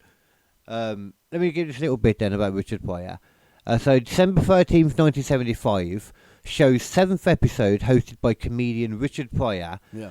So they knew everything about him by then. So it took till the 7th episode till they had a delay, I guess. Yeah. So, fair dues. Fair. I guess by then just run out of patience by that time. They'd all been live on the East Coast, the previous ones. This is the first with a 5-second delay. NBC officials had expressed concerns about Pryor's content and the possibility of profanity. Oh, okay. Prior to the broadcast, he was initially disallowed to host entirely until executive producer Lorne Michaels threatened to walk off the show in protest. Oh, that's pretty. That's Damn, okay. that's another. We got it wrong. That is also a He's loyal. that's a what's his face move though, isn't it? He's loyal. Hey, Lorne Michaels move. Yeah. No. Big dick move. What's the guy from? Fuck. Why am I forgetting his name? Boss move. WWF. Oh, Vince McMahon move. Yeah, it's a Vince McMahon move. All of it, yeah, Vince McMahon, He's like the oh, loyalty. well, you're not going to do that. Well, I'm just going to take the whole thing and do it somewhere else. Oh, just the loyalty as well, Yeah. Yeah. Like very much, and the fact that it wasn't him suddenly having an issue with it, it was the censors and Yeah. stuff. He didn't suddenly decide, Like, it's no, not- I know what the show is. Yeah. You can fuck off. Yeah. when was When this? the So this light was went 75. So there's probably some racial shit as well. I think it was still. Oh no, I had it. Shit, You got still holding two. Damn, dude. Okay, until when Michael was negotiated down to a 5-second delay from him not getting anything, he actually managed to get it down from a 10-second delay. I don't think it matters that much. As the first person of colour to host the show, Richard Pryor, Wow, that's crazy. Although 75, and it was his 75. Yeah. this that was his makes 7th or sense. 6th time doing it. So That seems crazy though, doesn't it? well, no, actually, because 1975. Thinking about it though, didn't it start in 75? We didn't really look at it started Oh no, in you're 75. right. Yeah, no, that is absolutely fine then. Yeah, they did it almost immediately. Yeah. From the sound of it, like it'd been on 7 times. Oh no! I think it was the show's 7th episode was hosted by comedian Richard Pryor. Yeah. That was it. That's why we're getting this wrong a bit. So it was the show's 7th previous episode in the episodes all season aired live. This episode was airing with a 5-second delay. because it was Richard Pryor. It was first time on it, Yeah. and there was also something somewhere about first person of colour to host the show found the delay to be an insult, which Pryor and Lorne Michaels did. Well, I mean, to be And fair, Richard yeah. Pryor objected to being treated differently than the other white comedians Yeah. because he was the only one, because he was the 7th one. All the 6 white people before him hadn't had it. Yeah. Is that because he's black, or is it because he's Richard Pryor and known to be say what the hell he wants kind of Yeah, thing? I mean, you can see it from We don't both know. ways. To be fair, It's impossible for us to know now as well, Yeah. 50 years later. But yeah, I can see why he would piss him off. Yeah, and 'Cause you he can might- imagine a lot of old fucking network executives in the 70s would be like in their 60s or whatever, so they would have been born in the fucking 1910s or whatever like that. And it's like those guys, they don't give a fuck about black people. For the vast majority, those really old TV executives at the time. Oh, then they're not going to do anything to help. Yeah. Yeah, For the fuck 'em. for the most part, they're all probably sort of still a little bit closet racist. Yeah. They're big fans of Chevy Chase. And probably big fans of Andrew Dice Clay. Yeah. Which it's somewhat of a fan of Andrew. I like Dice some Clay. of his stuff. Yeah. I've listened to his Money albums. Mo, the cat went down the boat. Oh, I've listened to the albums. They're quite funny. the albums. I don't even hardly even know what that means. When people say I've listened to the albums, what do they even mean? Comedy albums. I'm not an old person. They're on Spotify, mate. I've never listened to it. I've seen some of his like stuff when he was eventually on TV things. Oh yeah, no. For the Tonight Show and stuff. All that. I used to go around listening to all sorts of stand-up. Richard Pryor was a big one. Bill Hicks was another big one. Well, All that stuff. It took till 1990 until Andrew Dice Clay was the host of an SNL. Cast member Nora Dunn immediately announced to the press that she was boycotting the show in protest. Stated the protest was in view of Clay's perceivably misogynistic act, and she announced her refusal to appear on the programme without informing Lauren Michaels, the cast, or most of the crew about her intent. I thought she told some of the crew then. The tiny amount of the crew, I guess she told. Yeah. The public backlash against his being asked to host the programme was immediate. The selection of Clay was compared to the Holocaust by an audience member during an interview. Female members, All Jesus right, guys, Christ. let's calm down. Fucking hell. That's crazy. Female members of the cast and crew were harassed by phone and mail for sticking with the show, and metal detectives were installed in the studio to enhance security. Jesus. For his one, I guess. Yeah. NBC censors insisted that the episode be aired with a delay to compensate for anything he may say. It's in 1990, so I'm surprised it's not a bit more normal practice by this point. Yeah. It was becoming like it in WWE, but I suppose there's violence in that, so it's probably more why. It's probably more about what they could see rather than hear someone say, I guess. Yeah. Okay, during the live show, some audience members heckled Clay, but were immediately removed by the increased security detail, because you never see people heckling in Saturday Night Live, because it's a controlled environment too.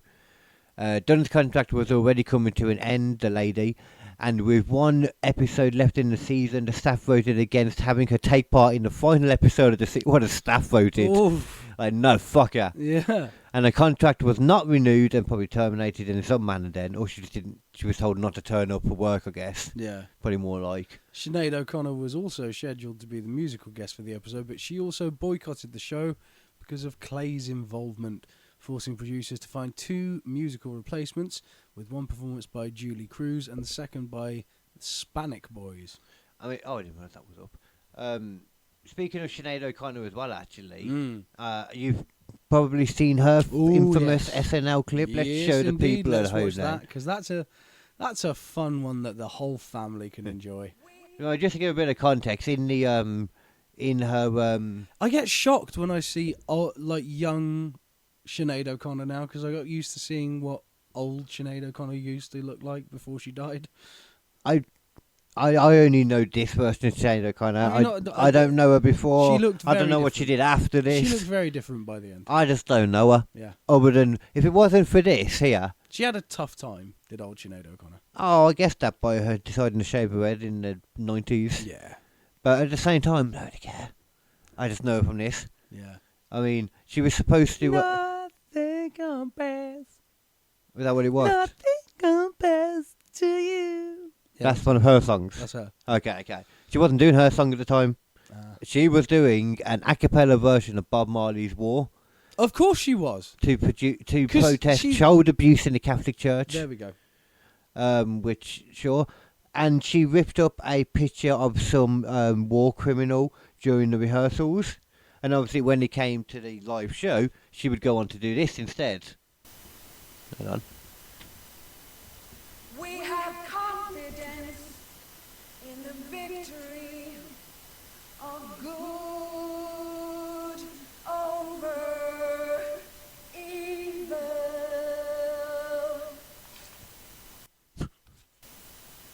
Fight the real enemy. Well done, Sinead. You're such a brave soul. Just the entire Well done, silence in that room. Yeah. The absolute deadly silence. Inside, everybody's like, "Yeah, well done, Sinead. You fight the power." Yeah. That's what you know. They were thinking, ain't it, deep down. Yeah. No. Nah, there's a lot of some would, but there's a lot of Catholics in America. Oh yeah, There's they a don't like lot that, of do they? Catholics, Yeah, they like the whole. They just see it as Christian as well, don't they? Knowing Yeah. them, they would And see then it as they've got a Christian load back of then. Catholics going, we're going to boycott SNL.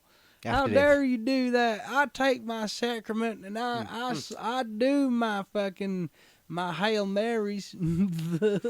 I'm guessing that would be why SNL would have such an issue with it, because people would complain about it. You wouldn't think over here that somebody on now as well. You wouldn't think somebody ripping up a picture of the Pope. Nowadays, I think people you'd get in trouble from the people who show it was still definitely, but I don't think the average person would get particularly pissed off. It would be more like, "Hey, what is she doing?" Yeah. But totally see why Laura Michaels was just like, "No, you know what? Fuck her. She lied to us all that time, doing different stuff through the first things. I'm just gonna ban her." I think from what I've seen, I can think maybe Laura Michaels might not be a huge fan of the musicians in the show. I think he accepts it as a He knows they need a necessity. musical act. Yeah. Yeah, but it's always the musical acts that seem to have Just get an on issue and play with your him. fucking song, would you? He just seems to have that kind of vibe to him because he's not a fan. Yeah. Like, and they seem to cause a lot of the issues a lot of the time. Okay. So Do you think do it again. Doctor Evil was based off of him because of that voice? I don't know. I haven't seen anywhere near enough of him. And then to say. Doctor Evil is like that. Yeah, maybe. It's a very similar voice. I mean, considering it's the guy Michael Myers He worked on at SNL, SNL for so long. That's where his Wayne's character World. came from. Yeah. There's a Wayne World thing in a minute. Yeah. Donald Trump, though, when he was hosting, second time hosting, this was during the midst of his 2016 presidential campaign. God damn. So naturally, They basically handed it to him. what? Like what other presidential candidate could get on SNL? At that time, well, he'd already been on once. Yeah, but you know what I mean. That's the point. Like, I've already had him on. He's in the middle of this. I thing. think there might have been others. I don't think he was the only one. I feel like Hillary might have done something. They were pretty, like, because I think technically because actually, thinking about it, there's something called fair, like, equal time rule, where if they're allowing one side on their show for this amount of time, they would have to let the other side as well. So they would have, at the very least, have to have invited them, and if they wanted to, they would have had to have done it. Yeah. Trump's second hosting appearance was in 2016. He called it controversy. Oh, and sorry, a place called deportracism.com offered people $5,000 in cash to any audience member that would heckle Trump and call him racist during his monologue, his opening monologue in the show, which is done live, of course, like we said. Yeah. So the show aired on November 7th, 2015, and due to the equal time rule, Trump only appeared for a total of 12 minutes. The notion of heckling was referenced in the show when Larry David, who had guest in the evening to play a politician, called Trump a racist, but only to secure $5,000 in the end. It was 9.3 million viewers watched the show, which equaled in the programme's highest ratings in nearly 4 years. But critics hated it, but it doesn't really matter, because people were there to watch what happened. Because Exactly. if the other side are gonna, like everything in that election, the other side were just talking about him constantly and putting him all over the place. All publicity is good publicity still, unless it's really going over the level of bad publicity. Yeah. Like, But when it comes to Donald Trump, he's a bit Teflon, so. And then we get to someone who's maybe not quite as Teflon at the moment, Mr. Elon Musk. I don't know about that. I There's don't think people I who agree there. there's people who have a lot of problems with Elon Musk. Yeah, but he's pretty Teflon still as well, though. Still in comparison to some, but I think if you got $1 trillion contract, that's the definition of that's still Teflon pretty right there. Teflon. No, right? Yeah. Fair. Everyone else is just going to be Yeah. Everyone gets angry with You successful can control people. the news at that point. Everyone gets angry with successful people. So if you Yeah. look at the most successful person in the world, Yeah. But strangely though, I would never have pictured him posting SNL. Have you seen it? It's awkward. It does sound familiar now. Yeah. It might be. I would put it on. His but- opening monologue, he brings his mum on at one point. Oh really? Yeah. I say I would put it on, but at the same time, that's going to be quite a recent one, and they're the That's ones that we definitely need gonna to get be. you tagged, yeah. They're the ones we need to be wary about. So there was May 8th, 2021. had musical guest Miley Cyrus. People were upset because they just said that they should have just had Miley Cyrus doing double duty for like the third, fourth time or something. Right. Because just generally around what we've talked around already or kind of hinted at, weird choice. He's not entertaining. Yeah. What's he there for? Again, because Most successfully, very successful guy, yeah. and I got a lot of respect for him. I don't want him hosting my comedy show. No. Like, I listen to a podcast of him, but I wouldn't do it for laughs. Yeah. I'm not tuning into a Joe Rogan, Elon Musk podcast for laughs. Yeah. No. Well, the last one, he was just him kept fucking laughing like non-stop about stupid stuff. He just had like a stupid trigger one at the time. Right. Yeah. Anything would just make him laugh about the stupidest shit. He was probably smoked weed beforehand this time, so that he didn't Maybe. lose stock. Maybe. Woody Harrelson, that's a more recent one as well. I wasn't really going to include this one because it's just, I assume, I don't really get why the issue is here because this was pretty much all. This was the, generally speaking, this is all that's really out there as to why people were angry. Yeah. And I'm guessing it's just because somebody were talking about the pandemic on SNL. I don't really get what the issue is here. Yeah. Because he would go. You probably do a good Woody Harrelson. So Do you wanna read the that bit? movie goes like this: the biggest drug cartels in the world get together and buy up all the media and get all the politicians. Sorry. How am I supposed to read it? Sorry, yeah. I didn't even put that together with it. My bad. Also, get all the politicians and force all the people in the world to stay alive together in their homes, and people can only come out if they take the cartel's drug to keep them taking them over and over. I threw the script away. I was like, man, who's gonna believe that crazy idea of being forced to do drugs? I do that voluntarily all day long. I don't get the big issue myself. No. But people No. were unhappy about it, apparently. It's obviously because people are like, he's saying that, the only reason this is all happening is so that the drug people can get their money and all that kind of stuff, and I only included that because it was the most recent one I could see Yeah. on there. So let's go back to some musical mishaps, because this is where a lot of the more visible issues seem to come. The other stuff is just more about host choice, stuff behind the scenes, and then you've got stuff like, Steven Seagal. People just Oh my not God, Steven gelling Seagal. well. There's a lot of that. Steven Seagal's so bad. Steven Seagal was just more, an example of, rather than there being an incident One of or anything, the worst possible. just not good, yeah. fucking- just not good. So bad. It is. Anyone go back and watch the episode we did on Steven Seagal, which Yeah. I'm sure we included those clips and stuff. Must have done, yeah. You go back, it's like a good few. His idea of back, a sketch was so stupid. Oh, and depending on what you're watching, so you go on to either the YouTube channel to see the full back catalogue of the Squishy Logic episodes, or onto KD Comedy Podcast on Spotify, Apple, Deezer, wherever you get your podcast from, they're all on there too. Podcasting for What were you saying, sorry? You were about to say something before I jumped I in with can't that. remember. Oh, okay. Let me jump in and show you some of these then. Do you know... What the fuck do you think I am? Fucking random access memory? Yeah, you got a smart noggin up there. I wouldn't say you're... I wouldn't say you were dumb anyway. Oh, well.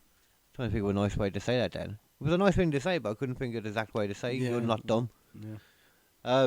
Do you know this? Because you seem to have a good knowledge of older music than me. Mm. Do you know the Replacements? No. They seemed like people in that, like John Belushi and a few of them were quite fans of like punky kind of stuff. Right, yeah. This, I don't know if you'd call it punky, but you'd call it not good either way. But this performance is a whole nother level though. 1986 they were banned for appearing on stage, what people say visibly drunk. They were cursing during their performance, and at one point came out or back out in each other's clothes. I don't quite understand how all of this happens, That's but such you know, a punk thing to do. yeah. I don't know if you'd say they're punk. One of these videos I've only got in reverse, but I don't think it's this one. Don't know why. It's all I could find.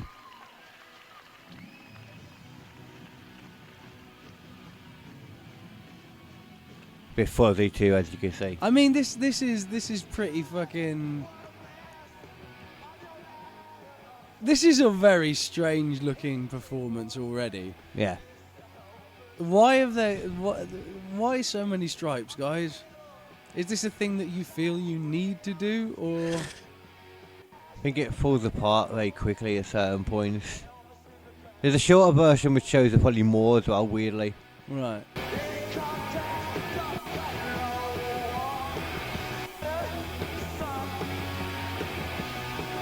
What is he fucking singing? I don't think he knows. Oh, I'm going to put the other version on. I've heard bands Go on. in the top room of a pub that sound better than this. You know? Yeah, no, I understand completely. It's hard to really understand what you're listening to, isn't it? Yeah. That's part of the problem with this one. There you go, this is a...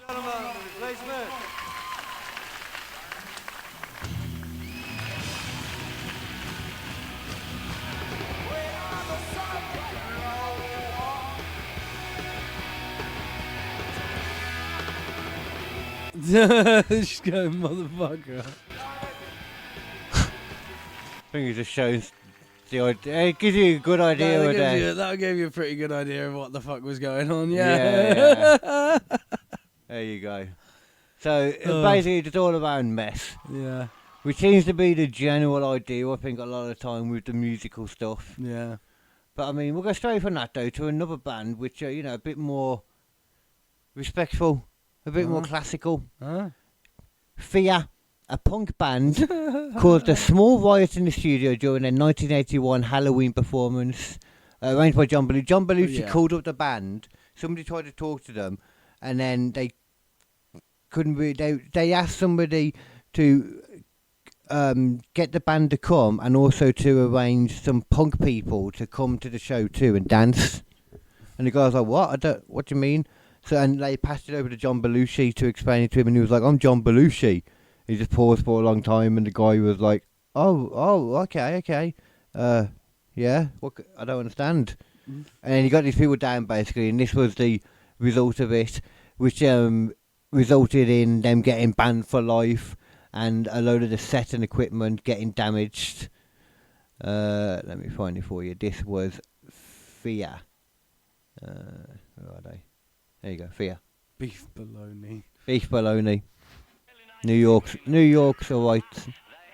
Oh. They look very frightening, but they're really very nice. Our Halloween, I guess. And by the way, tonight, look out for surprises. Ladies and gentlemen, Fear! Should have told himself that. Yeah. Most of the people didn't know what was going on. I think they'd missed rehearsals too, if I remember correctly. So this was like, like the first kind of... They're just immediately just leaping over each other before the music. You bring on a load of punk people to do their thing. What do you expect?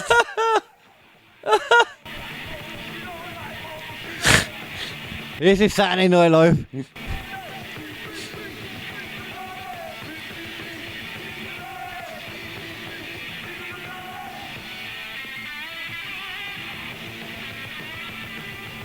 The boy's just hanging up, look. Fucking hell.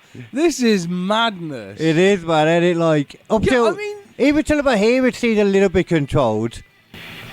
Now it's just falling apart now.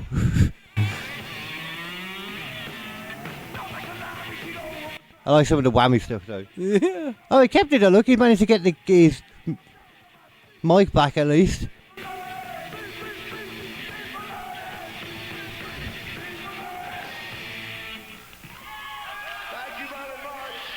Oh, that was alright though. I Fall mean, apart completely.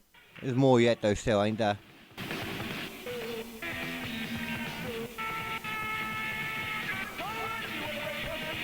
Jesus Christ. Okay, let's see what... okay, well. It's just them jumping on each other most of the time at least. I mean, ultimately, like, this is just your average punk gig. Like, this is... Back in the day as well. Yeah. Yeah, this doesn't seem to... not like fucking things up too badly.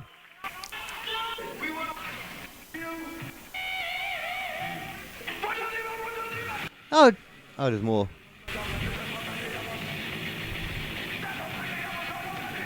I just refused to stop or something because I thought I only get 2 songs normally. I thought it was a 2-song thing. Well, I'm very certain it's a 2-song thing. Yeah. Okay. This is Elvis Costello. Okay. Do you know Elvis Costello much? I do know he was in the Austin Powers movies. Was he? I think he was. In what? What did he do on that? Wasn't he doesn't he introduce Elvis Costello at one point? I don't know. Walking down the street. Maybe. It looks about right. Yeah. This is 1977. He was told to Does he do the less than what zero. the world needs now? What, in his song? Yeah. He doesn't do that here. Does he do that? He does in Austin Powers, I think. I don't know. I don't really know him at all. I saw the name and I was like, I recognise the name. Then looked at Why the does video. it look like they're in the It's Always Sunny in Philadelphia set? Yeah, they do actually, don't they? A bit. Or even a bit of Happy Days. Yeah, like right down the middle. Half Happy Days, half all It's Always Sunny on the left. Yeah, this looks like Sunny to be fair, doesn't it? This. No, I think about this one more. I don't know about this one. This looks like No, something the else we left-hand can't side picture. it looks like It's Always Sunny. Yeah, It's yeah, you are. literally Yeah, exactly this the does. same. It's exactly the same. Yeah. The Anyway- green in the fucking brick.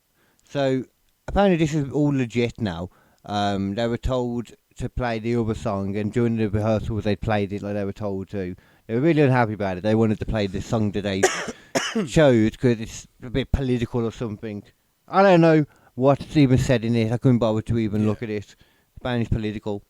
So, but they do what they were told to do.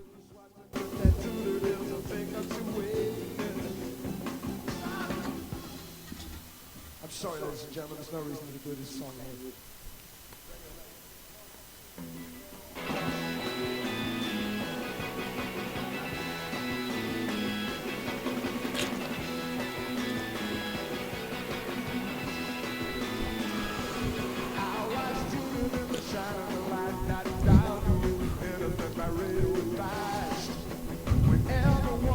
Okay, so I don't understand. And then they play radio, just can't play the rest of the song. Right, So yeah. they weren't supposed to play that song, they were Yeah. supposed to play the first one.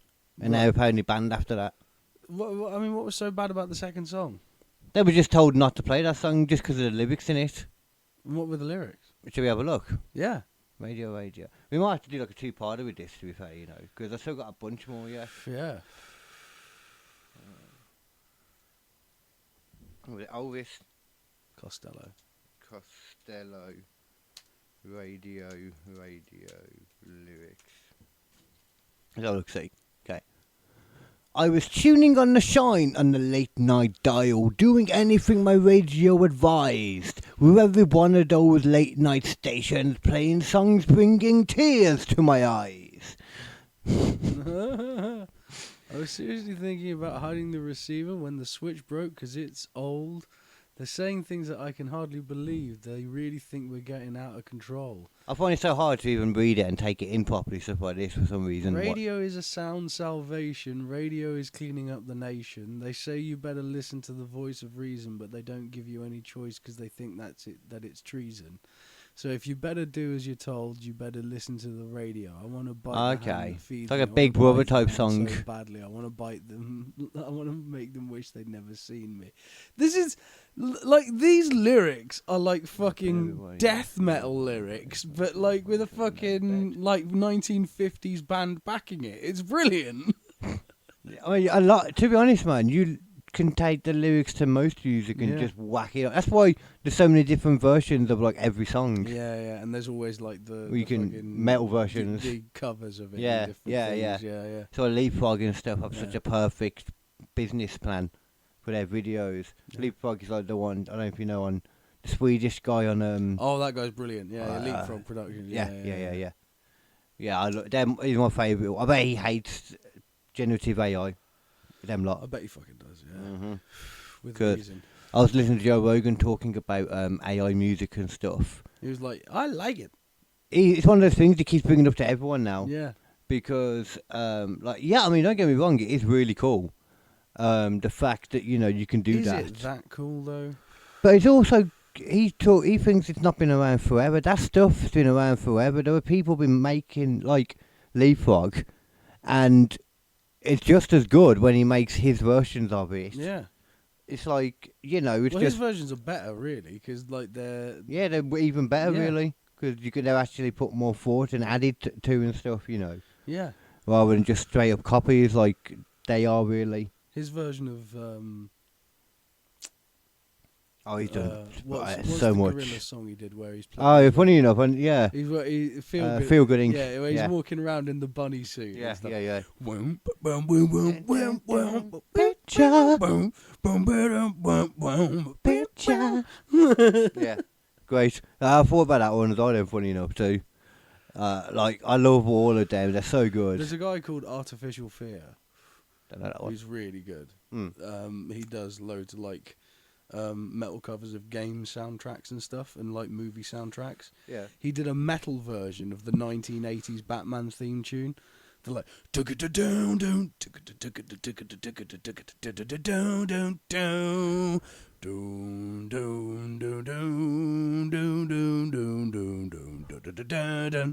I think I know it. Yeah, that's kind of ringing bells and stuff.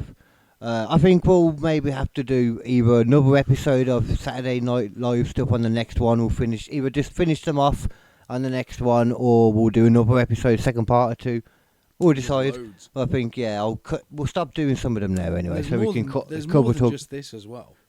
Like I've sort There's of loads of remembered- stuff, Yeah, I've yeah. remembered a couple of extra ones as well. Yeah, there's loads. Yeah, I'd thought of ones as well once I got my list that I'd Yeah. forgotten about. So I think we'll probably come back next time with some more, and then we'll see. We'll either do another episode or just do some on the episode. It'll probably just be another episode worth. Yeah, there's To be definitely fair. enough there. Yeah. Especially Yeah. if you get some as well, even more so. Yeah. So we'll talk about some of the stuff for the rest of it then anyway. Yeah, let's have Oh. let's have a little relax. I wanted to run some stuff past you anyway. All right. I've been watching. I mentioned it to you briefly before we started. So I'm glad I remembered. Yeah. I've been watching a different reality show with my mum. You know, I like having different reality shows to Yeah, watch. I yeah, love the yeah. psychology behind these things. Yep. Started watching a new one with my mum. We watched another series since now. After what we was watching, it's Married at First Sight. You can probably guess the idea of Yeah, what happens. I've experienced a little bit of this via Oh. YouTube. Okay. And like Not being there- forced to. Yeah, no, just like there's little clips and things that. Well, actually, no. There's To be clips of fair, most things. it's usually on Matilda's TikTok, Right, that makes more sense. and she'll flick And the past. it. girlfriend's TikTok. Yeah. That makes a lot more sense. Yeah.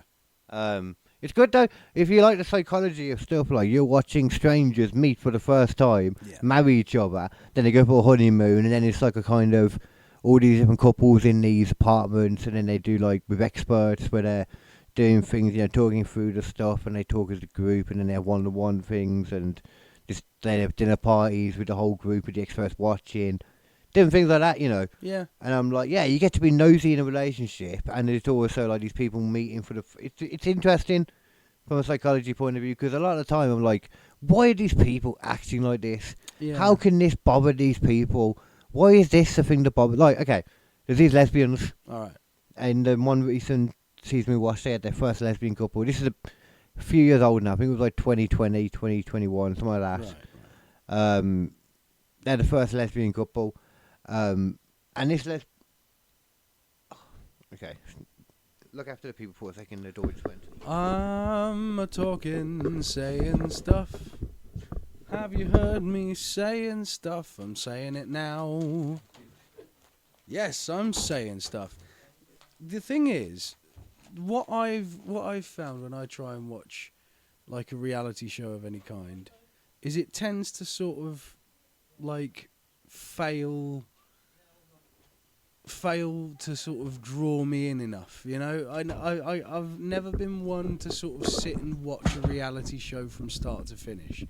I'll catch clips of stuff that Matilda's watching. She quite likes watching like Below Decks, for example. Oh, is this reality show? Yeah. Okay, yeah. And in Below Decks, like it's mostly I'll lock in when like there's an abhorrent fucking like billionaire or whatever. I don't even know what that is. So, isn't that something to do with There's ones where they're like the people who work on super yachts. Right. Okay, You yeah. know? Yeah. And I don't watch them kind of they're different realities to me. different kind of reality show, yeah. Yeah. These are the kind of reality shows where they follow workers or they follow, like your Essex people and all that. Yeah. I like doing more competition reality. Yeah. But not like the physical ones are good too, but more so the psychological ones than Yeah. that. I'd rather watch like, you know, a competition where they're doing psychological tasks rather than who can lift the most stuff. Oh, did you ever? There was a series that was on BBC Three ages back. I think it was like The Ultimate Warrior. Or I'll get to something the like that. lesbians in a moment. Yeah, but it was literally just they got a load of like athletes from different like disciplines all over the world, and then What kind of took them, disciplines? like from wrestling to powerlifting to And when it crossed sprinting. different places in the world and did their random sports and stuff or and did tribal their- stuff. Did their like tribal sports and stuff. The one where they had like the big thing and they had like all the teeth and the piranhas and Yeah, dragging them over the skin. I watched that. Yeah. That was such a That was good really show, good. man. Can't remember what it was called, but I know exactly what you're on about. Mhm. Obviously, yeah, they did all the little things beforehand, all the tribal traditions and that, and then Yeah. they took part in there. Most of the time, pretty brutal sport, Yeah. like the tribes one or Yeah, something. it was usually some form of wrestling or a lot like, of the time, yeah. or like some Football, aggressive some of them and speed, stuff. speed game of Yeah. some kind, or yeah, I can hardly remember what the actual sports were. I remember more the doing all the other stuff. Yeah, yeah, like sometimes when they did that stuff, like with the piranha teeth, like their arms would just be like bleeding. yeah, But they'd also a lot of them had like a bunch of tattoos, so yeah. probably okay as long as they didn't get infections and die. yeah. This Which, was like, you know, they had BBC like doctors on hand. yeah, and stuff. true. You know, yeah, they want to cover their own ass most of the time, and so. Yeah, they don't want anything to Yeah, happen. And if they did die, they would have been buried and never appeared on the show anyway. Yeah, exactly. It'd have just been like, who is this Bob person every now and then they seem to refer to Yeah. awkwardly. Well, like, Bob's been doing really well. She's gone. And then just Uh, like near the end at one point, someone goes, but you know, that shit that happened to Bob, and then they just cut it. Quick little scene from like a tribal funeral that, you know, like, didn't actually make it anywhere.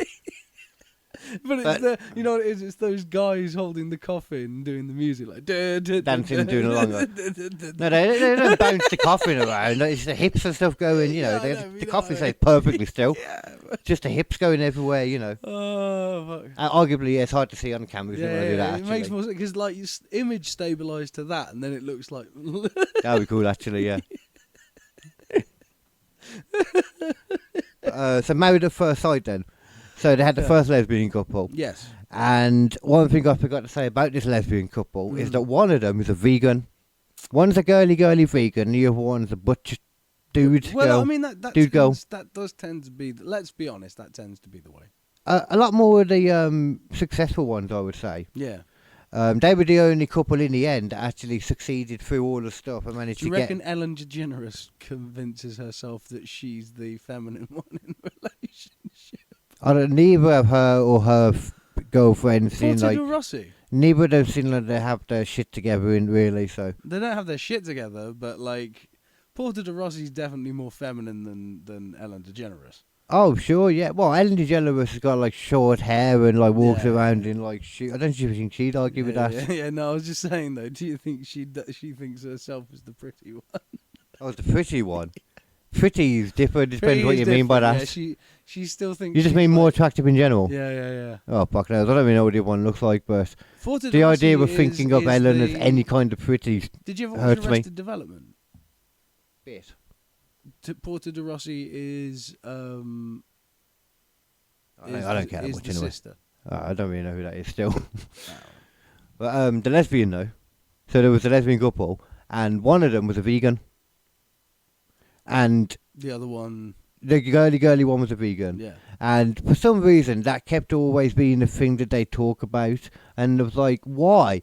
This feels like it's just like, I don't know, it's so dumb that this is the thing that you're having arguments about all the time. Yeah. You're arguing about being a vegan, that you're thinking that... And it's like, it is both of them, because the one will always complain that the other one's bringing it up all the time.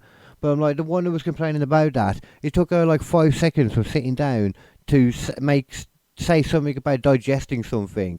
And I was like, not about veganism straight away, but just saying something about digesting something. I was like, it's on their mind all the time. Yeah. That's why she said that then. Yeah. Just why did she use that phrase? Because Yeah. then, like, 10 seconds later, they'd mention something about the veganism again.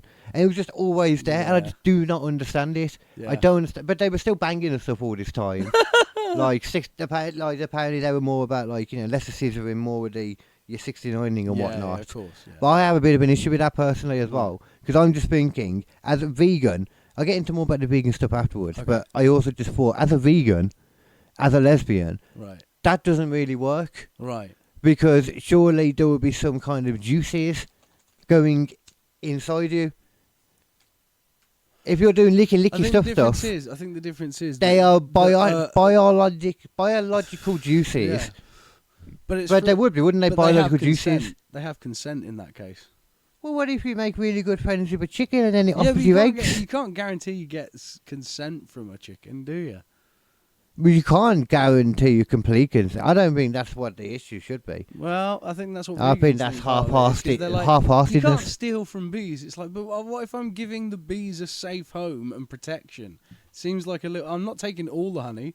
Just taking enough honey that they don't need because they've got such a good place that they don't need this extra. I don't know if they were trying to say to you that they care about bees. Just ask them if they eat avocado. If they say yes, then they don't care about bees.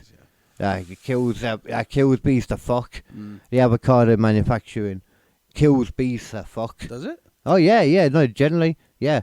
Like they do not care about bees. Like bees get fucked up like from that. Yeah, like proper like loads of them. Jesus. They're probably the reason, like why bees are dying out. More than anything else. Probably. God damn. Like definitely as far as like stuff that we do that hurts bees anyway. It's like the worst one. And they just naturally though they that the ignore that chemicals- because is they that really like avocados. Is that the chemicals they use on the avocados? I or, hadn't a clue, or to be honest. avocados just attacking bees Have a out look. of the sky? I'm going to assume more that one, personally. I think it's the only thing that makes sense to myself. I still would It argue. turns out avocados are a carnivorous fucking plant and they only eat bees. Why does, or how's better? Yeah. How does, I'm going to go into the AI actually. What do you think is the best AI at the moment? I don't know. I heard the Google one is not very good, and from stuff I've tried to use it for, like I was using a lot of it on getting the stuff this week, and I had to double check most of it because it was kind of weird. The Google one doesn't seem very good from my experience. I don't really use Google. Yeah, I like them. Thingy's still the best, but I think ChatGPT. Oh, look, I've heard a lot of people talk about Gronk, but I don't think that's an X one, isn't it? Yeah. I think I'd have to go onto X to use that. Yeah. Which I am going to set up the X stuff soon. I think we need to have a footprint on X probably to get more views and stuff. You know that Grok's got a fucking built-in thing where it can't say anything bad Ooh. about Elon Musk. Nice. Get plus. Oh, I'll do this later. I'm going to save that for now, though. Say again, what were you saying, sorry? Elon Musk put a thing into Grok where it can't say anything bad about him. Oh, whatever, it's his AI. Yeah, I mean, but it'll always put him in a more positive light. So if you compare, oh, I see. So if you're Yeah. asking little things... if you yeah, ask okay. to compare Elon Musk to say Usain Bolt, it'll be like, no, Elon Musk is faster. If you just outrightly obviously fucking does it though for all of them, I'm okay with that. Yeah. You know what I mean? If it's just dumb. But just don't fucking... If anybody's using Gronk to really ask about Elon Musk, they're stupid anyway. Yeah. If they're asking for the dirt on Elon Musk through Gronk, that's the You X-phoned saying one. Gronk. Grok. Grok. It's Grok. Gronk. If you're using Gronk, you're definitely fucked in. Gronk is A footballer, isn't he? Rob Gronkowski. I don't know. That's Rob fucking Gronkowski. He was on WWE. It's like the cheap fucking Thai knockoff of Grok. It's just, oh, we got Gronk. The TV one. It sometimes works.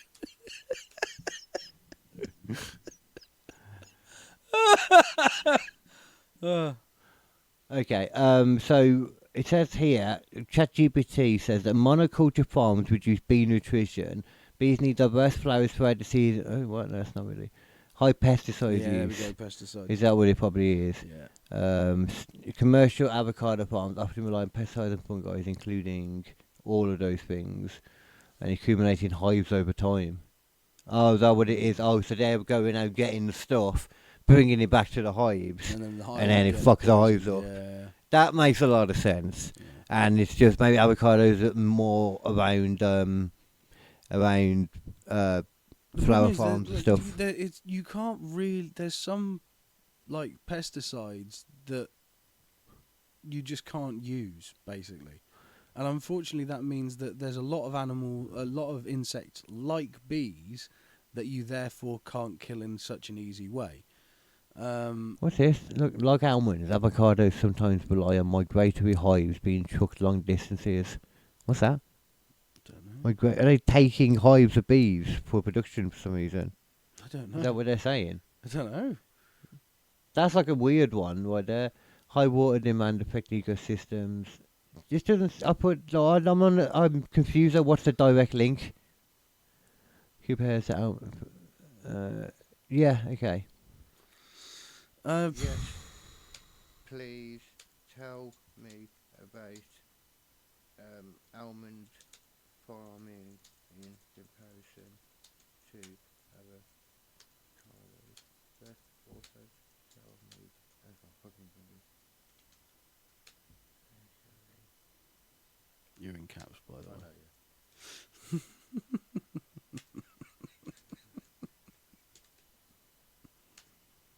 Almonds, bees. Oh, yeah. Avocado. Yeah. Both Sorry. crops harm bees and Shouldn't similar. laugh that off. I just love the idea. Pesticide exposure, use of someone insecticides. say So the it's probably that avocados? then. Especially harmful to oh, okay. Combined pesticide cocktails are especially harmful to bee health. It must be that more than. I was just doing the same thing again. Look, just in a slightly different way. I think avocados are basically just very, like, demand. Hives. open to being damaged by pests, which I can imagine is fairly true, given that it's a fucking species of thing that was never supposed to be grown in this country or many of the other countries that it's grown in. Yeah. It's probably not, designed to compete with any of that stuff. Yeah. Well, it's just that one is confusing. Which means that pesticide usage has to increase, and therefore you end up with this kind of issue. Yeah, I think pesticides in general is a big issue anyway, isn't it? It seems like. A farmer needs bees for pollination. Beekeepers load thousands of hives. Yeah, so specifically that. Apparently, it was saying then. People are trucking fucking bees around.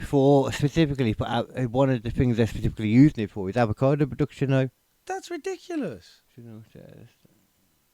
Almonds, almonds. Okay, so how? Because it's in the same way as almonds. So, in February, okay, so every February in California, 2.5 million honeybee hives are shipped in. The third largest pollination event in the world, a major source of bee stress disease and loss. Then why stop doing it? Just keep bees. Yeah. Why am I doing this What the thing? fuck? Yeah. Why is it helpful? Yeah, of course I want to know why it's helpful, you idiots. So why migratory pollination is helpful? Many crops can't produce food without pollinators. Some crops can't be pollinated. Must be keep the pollinated fucking to make bees. fruits or seeds. Just keep the bees. Well, they're saying basically they're making them in this area, and there's not enough natural bees around because they make big farms, don't they? Of like avocados Yeah, but and shit. just have. They're saying they need to have a fucking bee colony That's what on they're your doing. property permanently. Yeah, they're trucking in a load of bees to Don't these truck things. it back in afterwards. Like, leave it out there. But I think they're saying. I think that's what they're doing, isn't it? Though that'd be silly to keep taking it back. Migratory pollination. I thought it was rent Yeah. a bee. Maybe. I see what you're saying. Like if there's bees that have it at different times of the year, maybe they remove certain bees and put other ones in to do it at different times of the year. I think it would all be the winter, though. Surely, Seems which would be the same time when strange to me. avocados wouldn't grow. It seems probably not. strange to me. Oh, here you go. Look, okay, They'd alright. starve part of the year. Well, fucking Bees grow can- some shit that won't let them starve Blue then. seeds. Oh, okay, move through the county. Almonds bloom in California in February. Apples bloom in Washington in April. Blueberries bloom in Maine in June. beekeepers move hives so bees always have work and food. If hives stayed in one place, they'd starve part of the year. Flowers might not need pollination at the right time. And like we were saying then, it makes sense then. Migratory pollination lets beekeepers follow the flowers. Right. So it's more like the bees are following the food. Right. But it kills a load of them. It does. Because it's actually, they're giving a service for the flowers, really. For the almonds and all Yeah, that. The bees could stay in one place and just get fed the whole year round, really. It's not for the bees. It's for the beekeeper who makes money by shipping his bees around to pollinate these things. But is Because he the running bees out would of die. bees? No, because think about it. Is he running out of bees? Who? That guy Which guy? who ships bees. No. Or is he got a huge section of bees where he's just taking a few sections of bees out and shipping Yeah, them? bees reproduce like fuck, don't they? They have loads of new hives constantly. You So take why? hives So around. why is there a loss in bees? Oh, If because that- it's happening so much around the world, and if it's just happening loads on a huge scale, So why? But then you and lose. in each hive there's like Isn't however the whole many point millions. of farming a thing that you don't run out of it? They're not farming Like, the that's bee. literally the. Hold on, fucking they're not thing. farming the bee. The person who's sending bees out is. Yeah, but he don't care about the overall health of the bees in the world. He's just making his money, isn't he? He's making his He wants do they call it? indentured bees. What? He wants indentured bees. He wants slave bees. I mean, they all kind of are really. Slave bees, yeah. But no, it's just that's what I'm saying. No, the beekeeper doesn't give a shit about the bees. He's just making his money from bees. Yeah, I get that. Yeah. But And like, if do you understand why the if you people keep on the losing field- bees, then you're gonna have no more bees and you can't make money. It's in his interest. No, but he's to just have, always making. it's in his interest to have a surplus of bees. Is my Yeah, he point. does. Yeah, He probably does. yeah. I imagine if he's able to make money doing it, I'm sure he does. It just seems like there should be more bees then. Well, no, because the rather than less. bees are doing stuff though. These Yeah. bees that are going around. You're on about like, what are you on about like? As in, why do avocados harm bees and shit? No, I don't. I'm beyond it now. I think so. I think you're getting a bit confused, to be honest. Like, you understand though why a field though can't just have a group of hives there, Yeah. and do you understand why they need Yeah, these but you could grow other crops in the meantime. to cover those times? Yeah. Yeah, But they don't want to do that. yeah, because they'd need a lot to cover the amount. I And then guess they lose on money. they need equal amount to It's a however lot much easier almonds to they ship got. some bees in. Yeah, it is.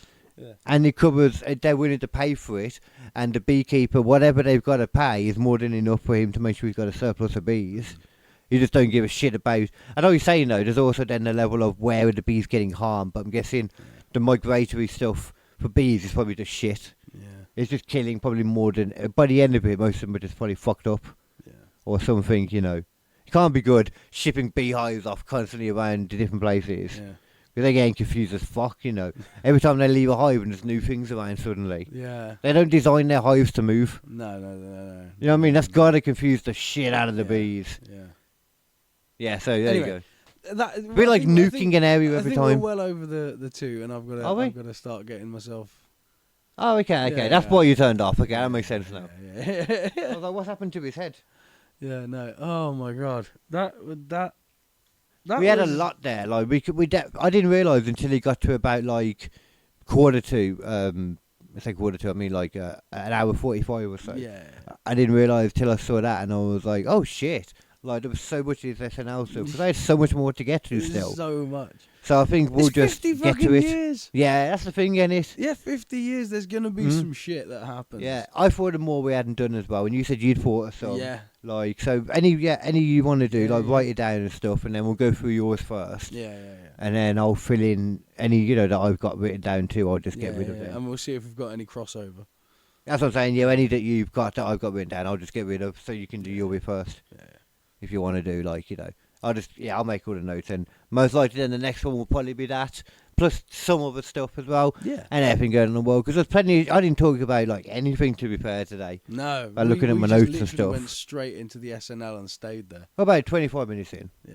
We went in about 25 minutes or so. It just, for me, it just flew by. Yeah. I don't know.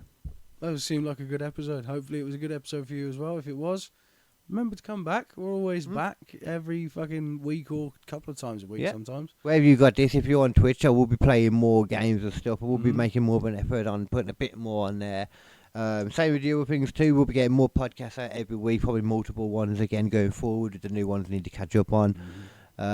Stuff like that on all the things. Follow and subscribe. It helps us out quite a lot if you do. It does. All those things very much helps us right now. So whatever you're listening on, pop a follow or subscribe. Come on, the other things, the Facebook, YouTube, Rumble, Twitch. Just get us on Spotify, Apple, wherever you get your podcast from. Anything to throw is Dead Men Dancing as well. Check out Post-Apocalyptic Metal Treehouse as well on YouTube, Stitcher, Spotify, SoundCloud, iTunes, wherever you get your podcasts. And that's it. That's been Squishy Logic for this week. Keep it squishy. I will do indeed, Nathan. I have been your KD butchering bum. Yeah. Bye. Definitely, Keep it that's squishy. That's what everyone says. They do. It's only logical. I am a butcher, and I pull out my knives and I slap that meat around, and then I'm like, "Oh, you!" You just sat there with your dick in your hand. I chop up. Chopping up meat. I'm a beekeeping butcher. Making it everyone else's problem. I do. I slap my meat around the place, and then I turn it into pristine dildos that I then sell to Muslims and vegans. Right. They don't know it's made from real pork. Yeah. But I don't tell them. Best way to get that taste. You know what, man? We actually, quickly before we go, All right. we talk about fucking vegans being all messed up and all that kind of stuff. You know what's really fucking messed up, and everybody likes to fucking pretend it's not. What? Fucking halal stuff is messed up as shit. Yeah. And we think that we've got a good, like, if you've got issues with any of the kind of stuff, like, you want to bring up, like, a good thing for, like, the right people to try and get, like, migration down and all that, immigration down and all that kind of stuff. I don't know how it will help, but stop making a point about how messed up halal is. If you actually look at the practice for that and how they hurt the animals. Actually, no, the vegan people, or your animal activists and all that, if you really care about animals and you want to make some difference, fucking go and complain to them people. Yeah. Go outside and complain to the halal people, because they fucking, by law, well, by their thing, they're the only ones that don't have to stun the animals before they kill them. In fact, they're not allowed to, Well, according to their law. Oh, halal, you mean? Yeah. Oh, yeah, I mean by our law, though, by actual law, they're actually excused from having, because you're supposed to, by law, put animals, like, euthanize them as much as they can, like, stun them before you do it, make it painless for them. By halal, yeah, like you said, halal, Sharia law and all that, what they follow. It's all about keeping the animal aware and awake and doing it slowly. Yeah, cut the throat, let them bleed out. Mate, it's like making them as aware as possible. Yeah. It's messed up. That's who I want to see Greta Thunberg attacking fucking Hamas. I think the vegans just have a problem with the fact that the animal's dying in general. No, but that's a cop out. They want to moan about the meanest ones. I'm not a vegan. Yeah, they want to moan about the meanest ones. You go and moan about the way they're dying in the worst way. You go and complain at the people doing the halal killing. Yeah. Anyway, we'll get back into that another time. Yeah, sorry. That has been Squishy Logic. Au revoir. Ta-ta. Goodbye for now.